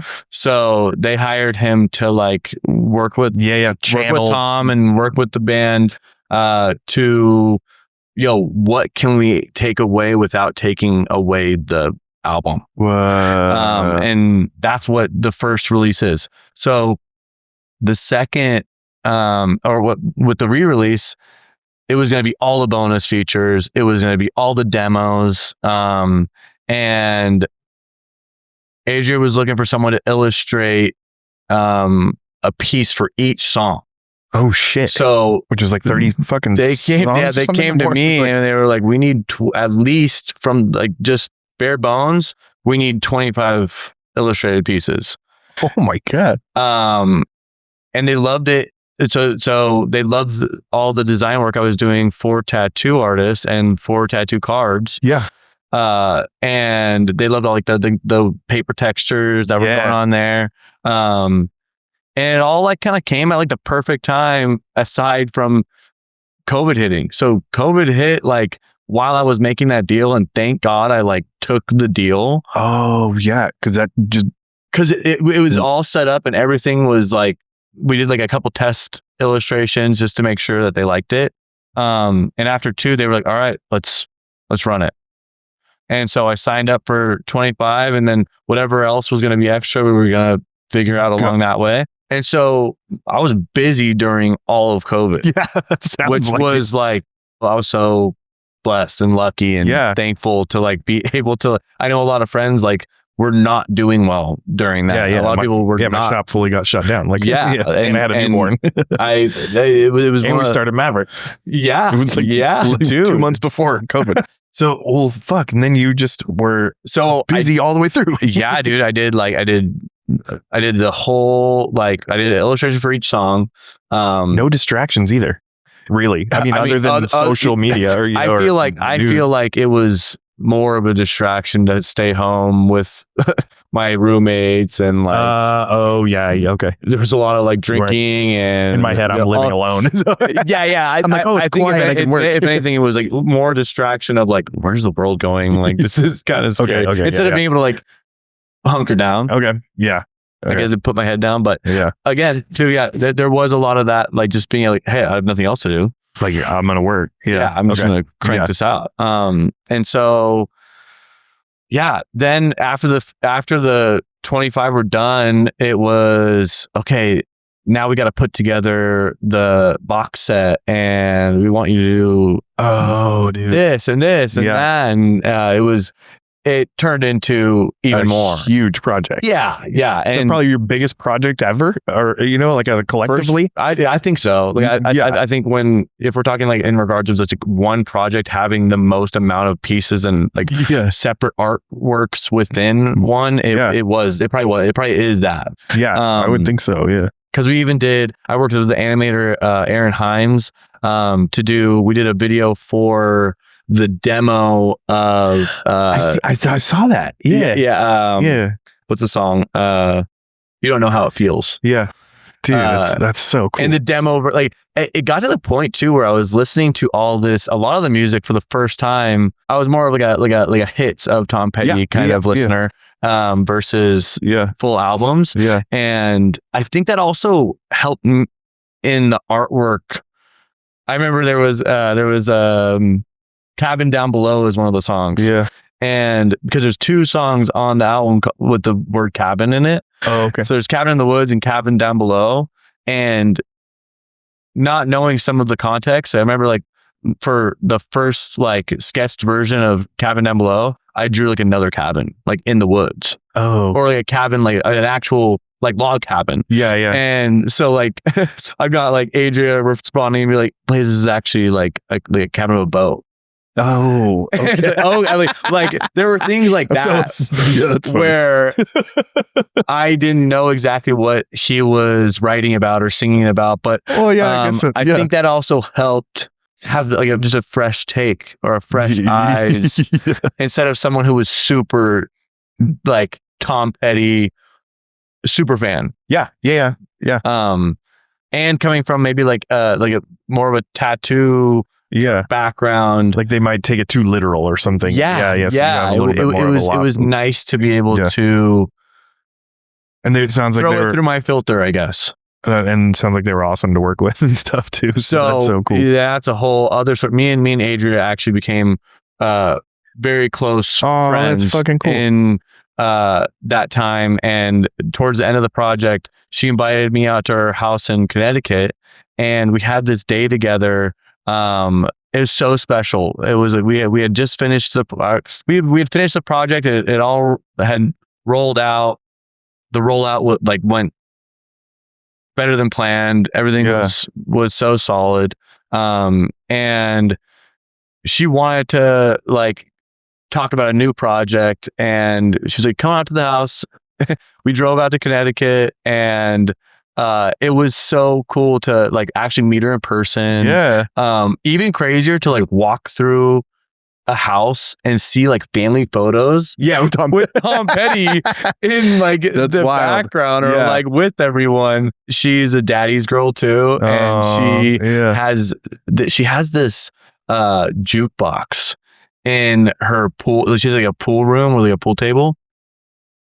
I remember we walk into this room. She's like, "Hey, let's have a couple beers."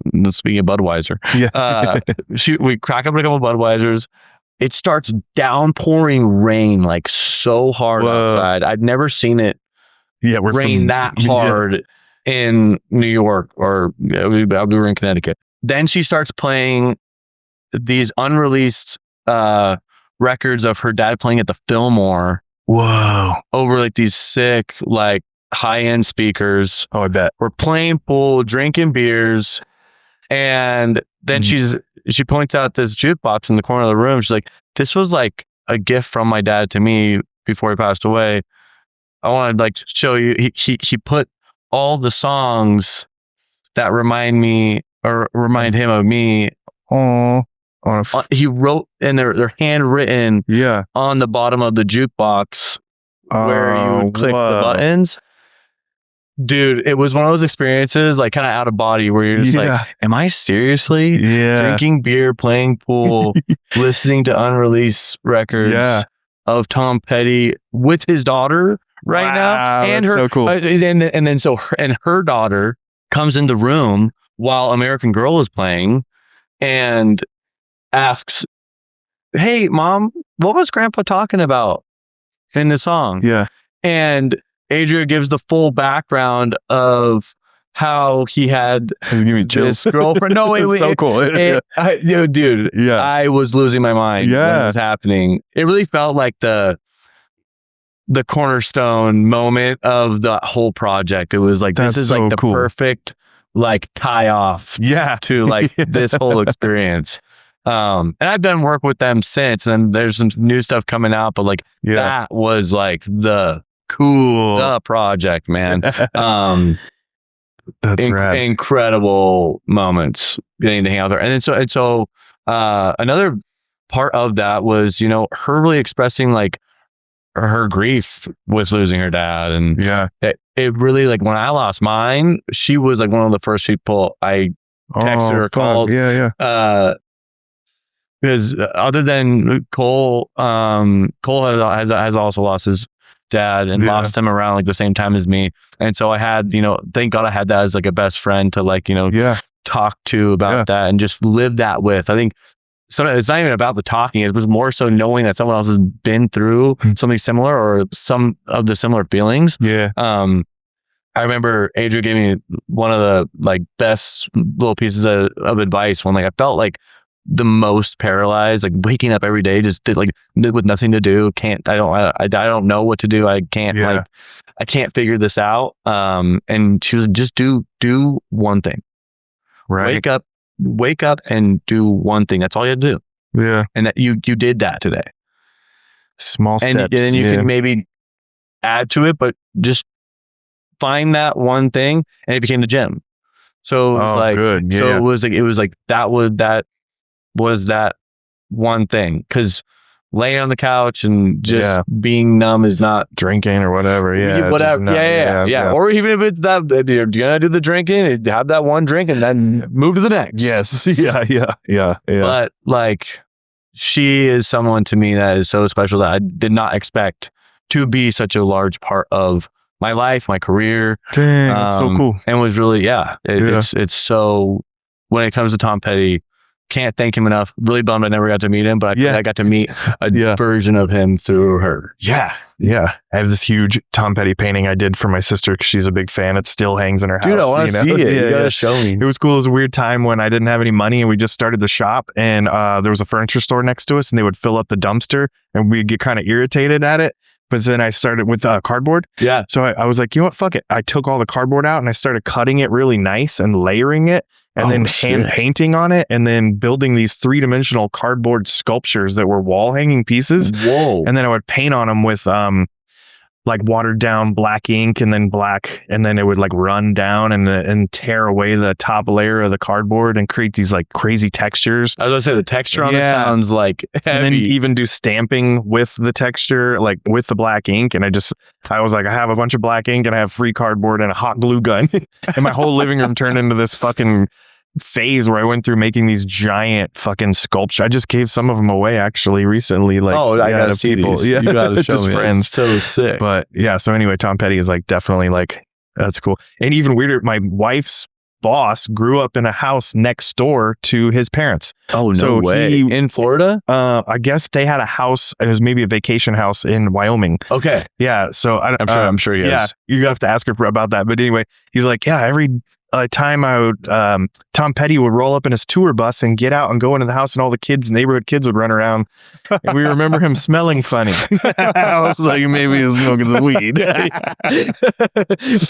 It's an unfamiliar smell. I thought that was funny, but yeah. No, I think that's another cool thing about doing work for, him and his estate is everyone has a Tom Petty story. Yeah. I mean, he was like one of the greatest songwriters like ever. And I don't know what you call it. Just was able to share that with so many people all over the world. It's really cool. Yeah. Just on a whole different scale. Like it's nuts. It reminds me of when I was 16, my dad bought me a VW bus, and like we redid it together.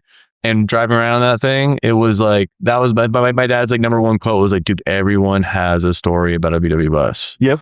Like no matter where you pull up on a red light, stop sign, you park it. Yeah. Someone's got something to say about it. I had some old Cadillacs, and I had some funny stories about like just all that. Like there was this old lady at a gas station telling me one time, "Oh, I had a lot of fun in the back of one of those one time." And I was like, "Oh my god, lady!" She was like an old lady. I was like, "You make me blush over here." Having a cool car is cool until you start getting too many of those stories. You're like, okay, I'm just trying to get from point A to point B. Yeah, totally. Oh man, I feel like I could talk to you all day long. I don't know how. I know. I feel that. You got to work on a lot of really cool projects, and it's just, I don't know, it's really, really impressive. And I just love your attitude and approach. I genuinely am like so happy to have you in our city and leaving your mark, like you said. And I'm going to butcher another quote. I remember Dave Chappelle, he said something his dad said, you can't change the world, but you can sure as hell work on your block, and it was beautifying your block and just basically putting your all into your community and where you are and including others. You just seem to be so good at that. And it's just fun. And it makes me feel good when I drive around our city. And I love the outlook on elevating the aesthetics of our city is really cool. So, man, thank you so much. Good for that. Good for you. Thank you, man, for saying all that you have and giving us here a platform to have these conversations. I don't think a lot of us even have the courage to start something like this or even want to like have a conversation like this on a scale that is so public. But like you were explaining to me yesterday, not doing it is just worse. There's no nothing's gonna happen unless you just take a step and hope for the best. Just you got to put yourself out there. You got to have and just try to have fun and not take yourself too seriously. It's like I stress myself out sometimes in the mornings, even before this, is like, try to nail it, be the best you want it to be good. Yeah. And I do think that there's obviously, that's a very important trait as a human and artist or whatever. And we're quality controllers, you should be pushing yourself, and especially pushing yourself in an uncomfortable position, like with tattooing, that comes with practice. The quality only comes with the more you do it. And so I was thinking about the other day too, is like learning with tattooing is so odd, because like you learn publicly. Like, so I see a lot of tattooers hesitant to put themselves out there, with video and through social media and everything. But I'm like, bro, your whole career, you're learning and you're putting it on somebody. They're leaving and showing it to everyone. So you could look back, like I look back at my tattoos and I'm like, like I was going through this phase then, or I was trying this out, and you have to. But that's kind of a even more extreme way of putting yourself out there. Like, these people are permanently showing your weird ass work, maybe because you got super inspired for 6 months to do weird tattoos or something, so why are you so concerned with putting yourself out there? Like, now I feel like also, like, as tattooing taught me how to thicken my skin as an artist. I could draw. We talked about like putting yourself out there and drawing in front of people, and then them just going, nah, that's, they'll even say like, that sucks. And you're like, oh God, okay. Or, you put all of your time and energy into building this portfolio. Back in the day we used to have portfolios, and you would look through, a client would come in and just flip through like everything, your heart and soul you put into, and then go, no. And you're just like, shit. But you can't take it personally, because it's just not for them, and like, you just got to keep putting it out there. You got to keep speaking and singing, or fucking taking pictures, or dancing, or whatever it is. Get it out of you. Keep expressing, You have to, and you'll get better. Like 1%, like every time you do something, you get a little better. And I think that's like, I just feel like I can't not do it.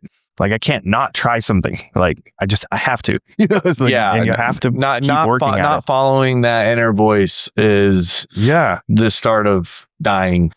Dude, it's so intimidating taking a cut back from tattooing and starting to just focus on these other projects. I felt like a loser, but at the same time, I'm like, what? I'm trying to do something new and put yourself out there. But I don't know. I hear that. I feel like I do a lot less tattoo related work nowadays. Yeah, no, you've gone like a whole new interesting direction. And there's times where I'm like, oh man, like I hope people don't see it as like I just went in, did the cards, infiltrated, and then dipped out. It's more so I see myself still following and into what all my tattoo friends are doing. But for me, it's just like I'm taking this step over here for a little bit. And I love it. I'll be back. I'm around. You're going it seems very just illustration heavy. Like, like a lot of like really big, more intricate illustrations and stuff. It's cool to see you grow. And I think that's the challenge right now, is just like doing heavy illustration and combating AI, and like trying to just like do it in a way that the process feels unique and correct and like therapeutic to me, and doing it for the reasons I started it. Yeah. Get the sketchbook out and just draw to draw. To like create, fighting boredom again. Yeah. That's also cool. Like reminding myself to like get bored sometimes. It's harder as we get older because we have so much more responsibility. We gain spaces and we gain these things to take care of. But I think trying to remind yourself to like get bored and then find ways to combat it. Like, it's like sit down too, and just sitting down to like put yourself in the position to create is sometimes difficult, but it's like one of those things like going to the gym, like once you're at the gym, you're like, okay, I'm fucking here. Once your feet hit the floor and you get out of bed, you're like, okay, I need to do this. And then you start to enjoy it. So I call it a mental speed bump in our family. It's like when you just kind of hit something, you're like, like you got to shake that shit off, dude, and just like put one step forward, sit down, draw with your kids, paint, fucking go take photos at the park on a walk or whatever. It's be intentional about it. Yeah. I don't feel like something has to come out of that. Yeah. The pressure of that, it can ruin the moment of it. That's an the process of it. Yeah, like an entrepreneurial spirit kind of sometimes is like I'm like, am I wasting my time? Like yeah. But I just have to shut all that out. Like I'm currently chasing these not new, but like just new paths and stuff. And I'm like, should I be doing this? And then I'm like, no, you know what? Fuck it, just go for it, dude. Just try it. Fun. Yeah, fun. Do it for the sake of doing it. Yeah. Not for the sake of, I need to sell this or whatever comes out of it. It needs to do something for me. Yeah. You doing it is doing something for you. I think that's that's the big one. Yeah. The process is what's doing it for you. I think that's what, like, a big reason why people have, I think a lot of us artists are like, we hate AI. We hate this artificial intelligence taking away our processes that are so therapeutic or so helpful to us. Because the process of creating or of making or of doing, like, those processes are what is helping way more than the outcome. Yeah. The outcome or the art piece or whatever the finished thing is, I don't think people really realize that the process has just as much value as that, or even more value than we do now. I think like especially with things that are just like creating the outcome. Yeah. It's really letting us reflect on how making the thing is the real kind of star of the show. Yeah.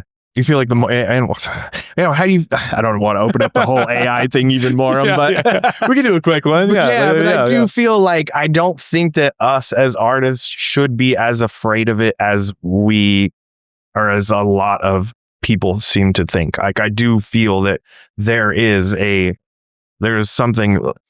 I feel like AI is kind of like the guy who's emulating you, Sure. They're behind you. They're only going to be able to be behind you. I feel, if you're working your ass off to be creative, to really truly find yourself and express yourself consistently and aggressively, you're gonna stand out, and you will have this unique look and touch. Is that, like, I don't know.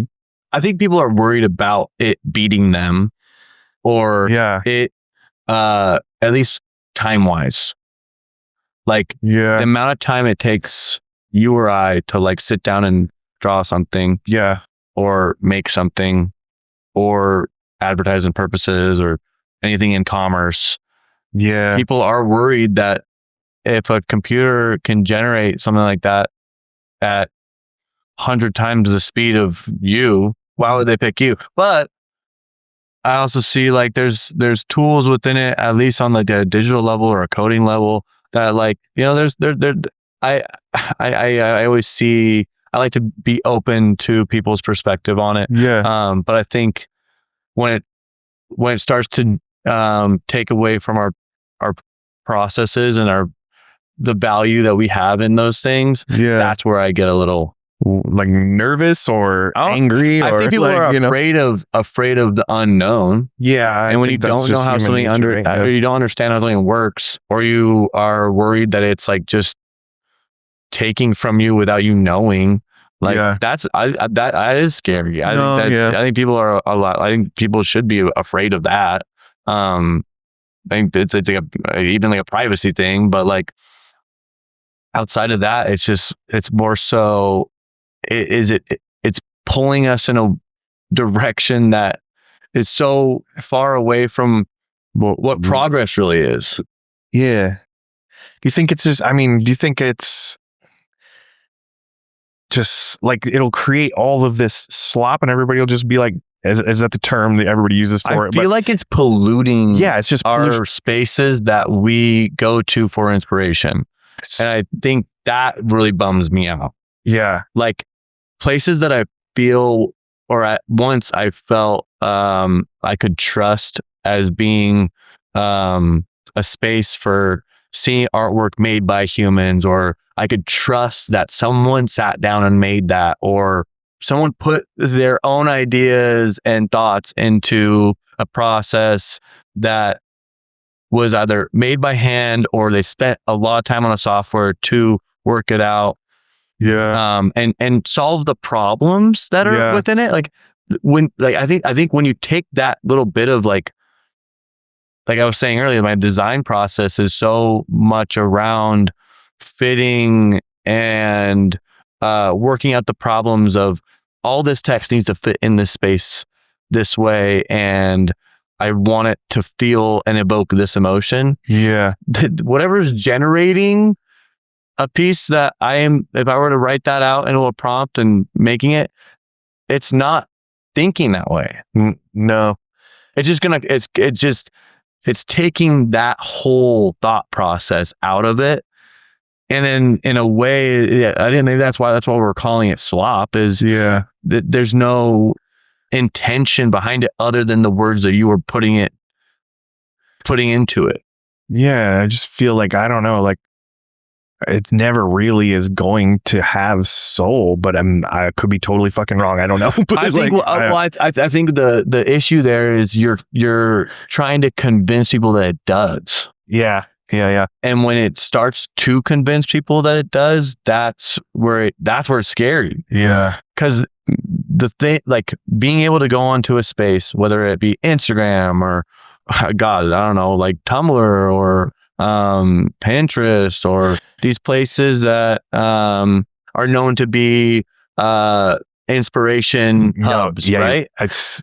If you're going to these spaces with the trust that you're seeing things that other people are making, or even Etsy, I've even heard that's a thing recently. Yeah. Like people, like I go on these places for references sometimes. Yeah. And if I can't trust that like another human made it, or it came from the origin space is not a human. If I can't trust that, I've already seen a huge shift. I'm going back to books, man. I'm going back. Well, that's what I was kind of getting at too. Is like, do you think that we'll just change direction? I mean, like, I don't know. Like, I grew up pre-internet-ish. Like there was no inspiration on the internet at the time. It was so I would go to the Sahara Library and literally like open books, and that's how I got the inspiration to draw my first tattoo on my leg, at that library. But so maybe like younger people and anybody like will start going those directions, or start just finding other. I fucking stopped using Pinterest because I go on there for like interior design inspiration, and I'm like, that fucking picture is not real. Like I almost feel like when you go to Pinterest now and you type in what you're looking for, it generates images based off of what you're typing in. Like I'm looking for modern desert landscaping, bungalow style. I'm like very like particular with it. And then I'm like, I almost feel like it's like fucking making images live right there to fit. Maybe me. Does that not feel like pollution to you? It does. It Which feels is why I shy away from something it I now. have to sift through to find the thing I want to trust, or the real information. No, I totally agree. But then that's why things too, also like tangible things like the zine you gave me today. I'm like, I used to collect, I have them all over. Like I have books all over, and I'm like, those are now so special. So there's this. It's adding value to tangible. I know that it pieces. came from you, yes, and I know, and the story of the printing and everything is like all just beautiful shit to me. So I think that this would be this huge analog boom. Like I agree. Yeah, I think it's going to push things in that direction. Sales are like triple every year, are getting bigger and bigger. Like younger kids are looking at 90s.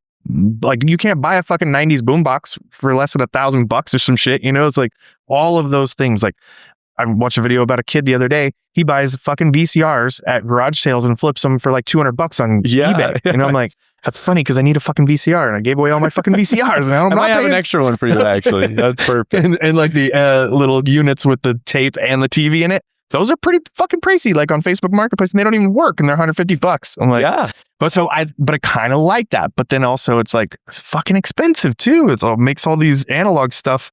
And I'm like, takes up space. That's kind of scary, because like younger kids will find something. I would rather contribute to that than the opposite. Yeah. You know what I mean? Like, I think if you're an artist out there, start thinking tangible, start thinking analog. Yeah. Because that's going to be what people can trust came from a source that is human. And well, I think you'll also like be more likely to find inspiration that's unique that everybody else isn't seeing on Instagram and stuff. So if you're digging through weird old books at garage sales and you see some weird, like I love fucking books printed in the 70s.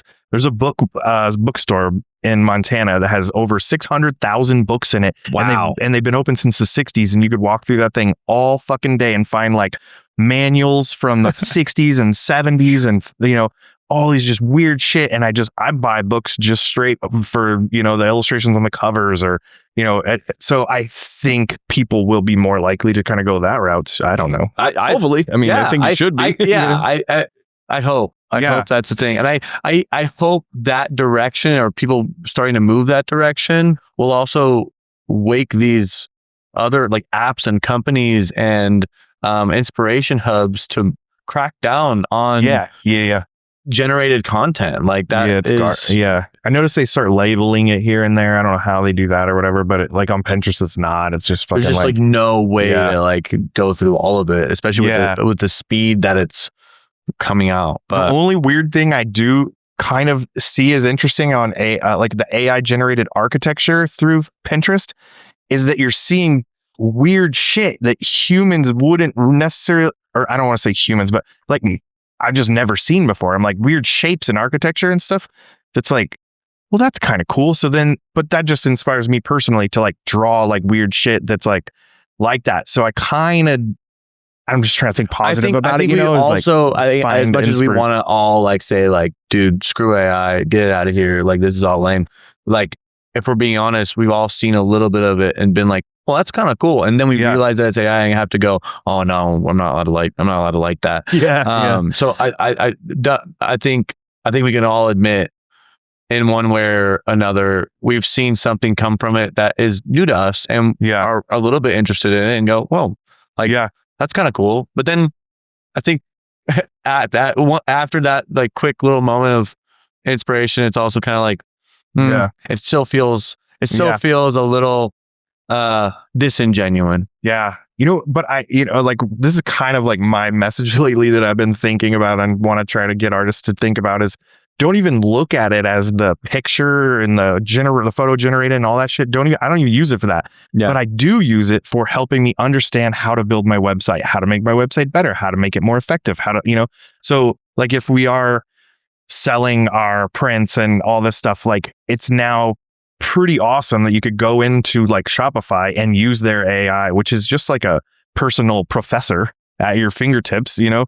I'm like, okay, well, how do I make this work? Like, I don't know anything about coding. I don't know anything about fucking like, I don't know, you know, it just makes it to where you could use it to almost like expand just your business side of your brain. When it comes to like learning through data and numbers and anything, I guess more computer related or stats related. Not my strong suit. It can be a huge help. Yeah. It has its uses. And then I also once I go through all of that and go, what kind of resources is this taking from our own like environment? I'm like, is that worth it? Or like, I feel like us as humans or as a collective, as like a race, like we could do this ourselves without and have way more water in our world and have and not have to take acid data centers. Can you find a different way to power your stuff? Or like, it's really like, I don't know much about all that, complicating, but I know it's like not a level thing. that like, we could do this better. I think that was one of my big things about being in Japan. I was like, I feel like this place is doing a lot of shit way better than we are here in America. China too, dude. China was mind blowing. Like I was like, they're living in the future over here, dude. Like you don't go anywhere. Like you could just walk around with your phone and get through your whole life. You just like, I scanned my phone on a fucking bike and efficient. 25 cents. I can ride this bike all the way across the city and then just drop it back off. And I could jump in a cab. I could jump on a train. Everybody's clean and kind. It's super weird there. The intention is just so spot on for like being efficient, taking our time and keeping things safe and clean and just doing it the way that feels it feels good to do for ourselves and for others around us. I definitely don't like the way it makes a lot of like artist friends and stuff feel insecure, and like we are almost like, oh, I'm gonna give up because this, you know. And I'm like, nah, you can't fucking give up. You've got to like keep going. Like I think I had a moment this week of like a little bit of discouragement and just kind of like. Then there's this whole idea of like if you spend too much time on social media, you start to like think that whatever the discourse is online is how it is actually in the real world, and it's like even that is incorrect. Like I'm incredibly careful what I click on. Like or if you saw the same issue come up on like maybe 2 or 3 different posts, and you go through the comment section. Those 3 instances where you look through a comment section of a singular issue, you now think that everyone thinks like that. That's how everyone is seeing the world. And I think that's what brought me back to the person who is first to comment or first to say something is probably listening the least. Yeah. And those comments might be fucking fake too, man. I don't know what to believe anymore. Super weird. And that's why sitting down and having... I mean, it's also rare that we get to like talk this long. Yeah, totally. But talk to your friends. Like, reach out to your friends. Talk to your family. Talk to your block. Yeah, that's where it starts, and that's where that's where you're going to be. That's where you're going to be. Don't worry about how like what is going on in the whole entire world. You're not going to unhealthy mentally. You're not going to do something about that. But you are going to do something as friends and peers and colleagues and in your circle. That's where you can make a difference, and that's where you can just keep it human, keep it personal, and keep it real. Yeah, like that. That's my send off. We're gonna. That's a good send off. Oh fuck, man. Yeah, I think that's perfect ending, dude. But like I said, we could talk forever. We talked for like 2 hours yesterday. I got worried that we talked about everything. Like, oh man, we have a lot to cover. Yeah, we kind of went on a whole different direction. So, but fuck yeah, dude.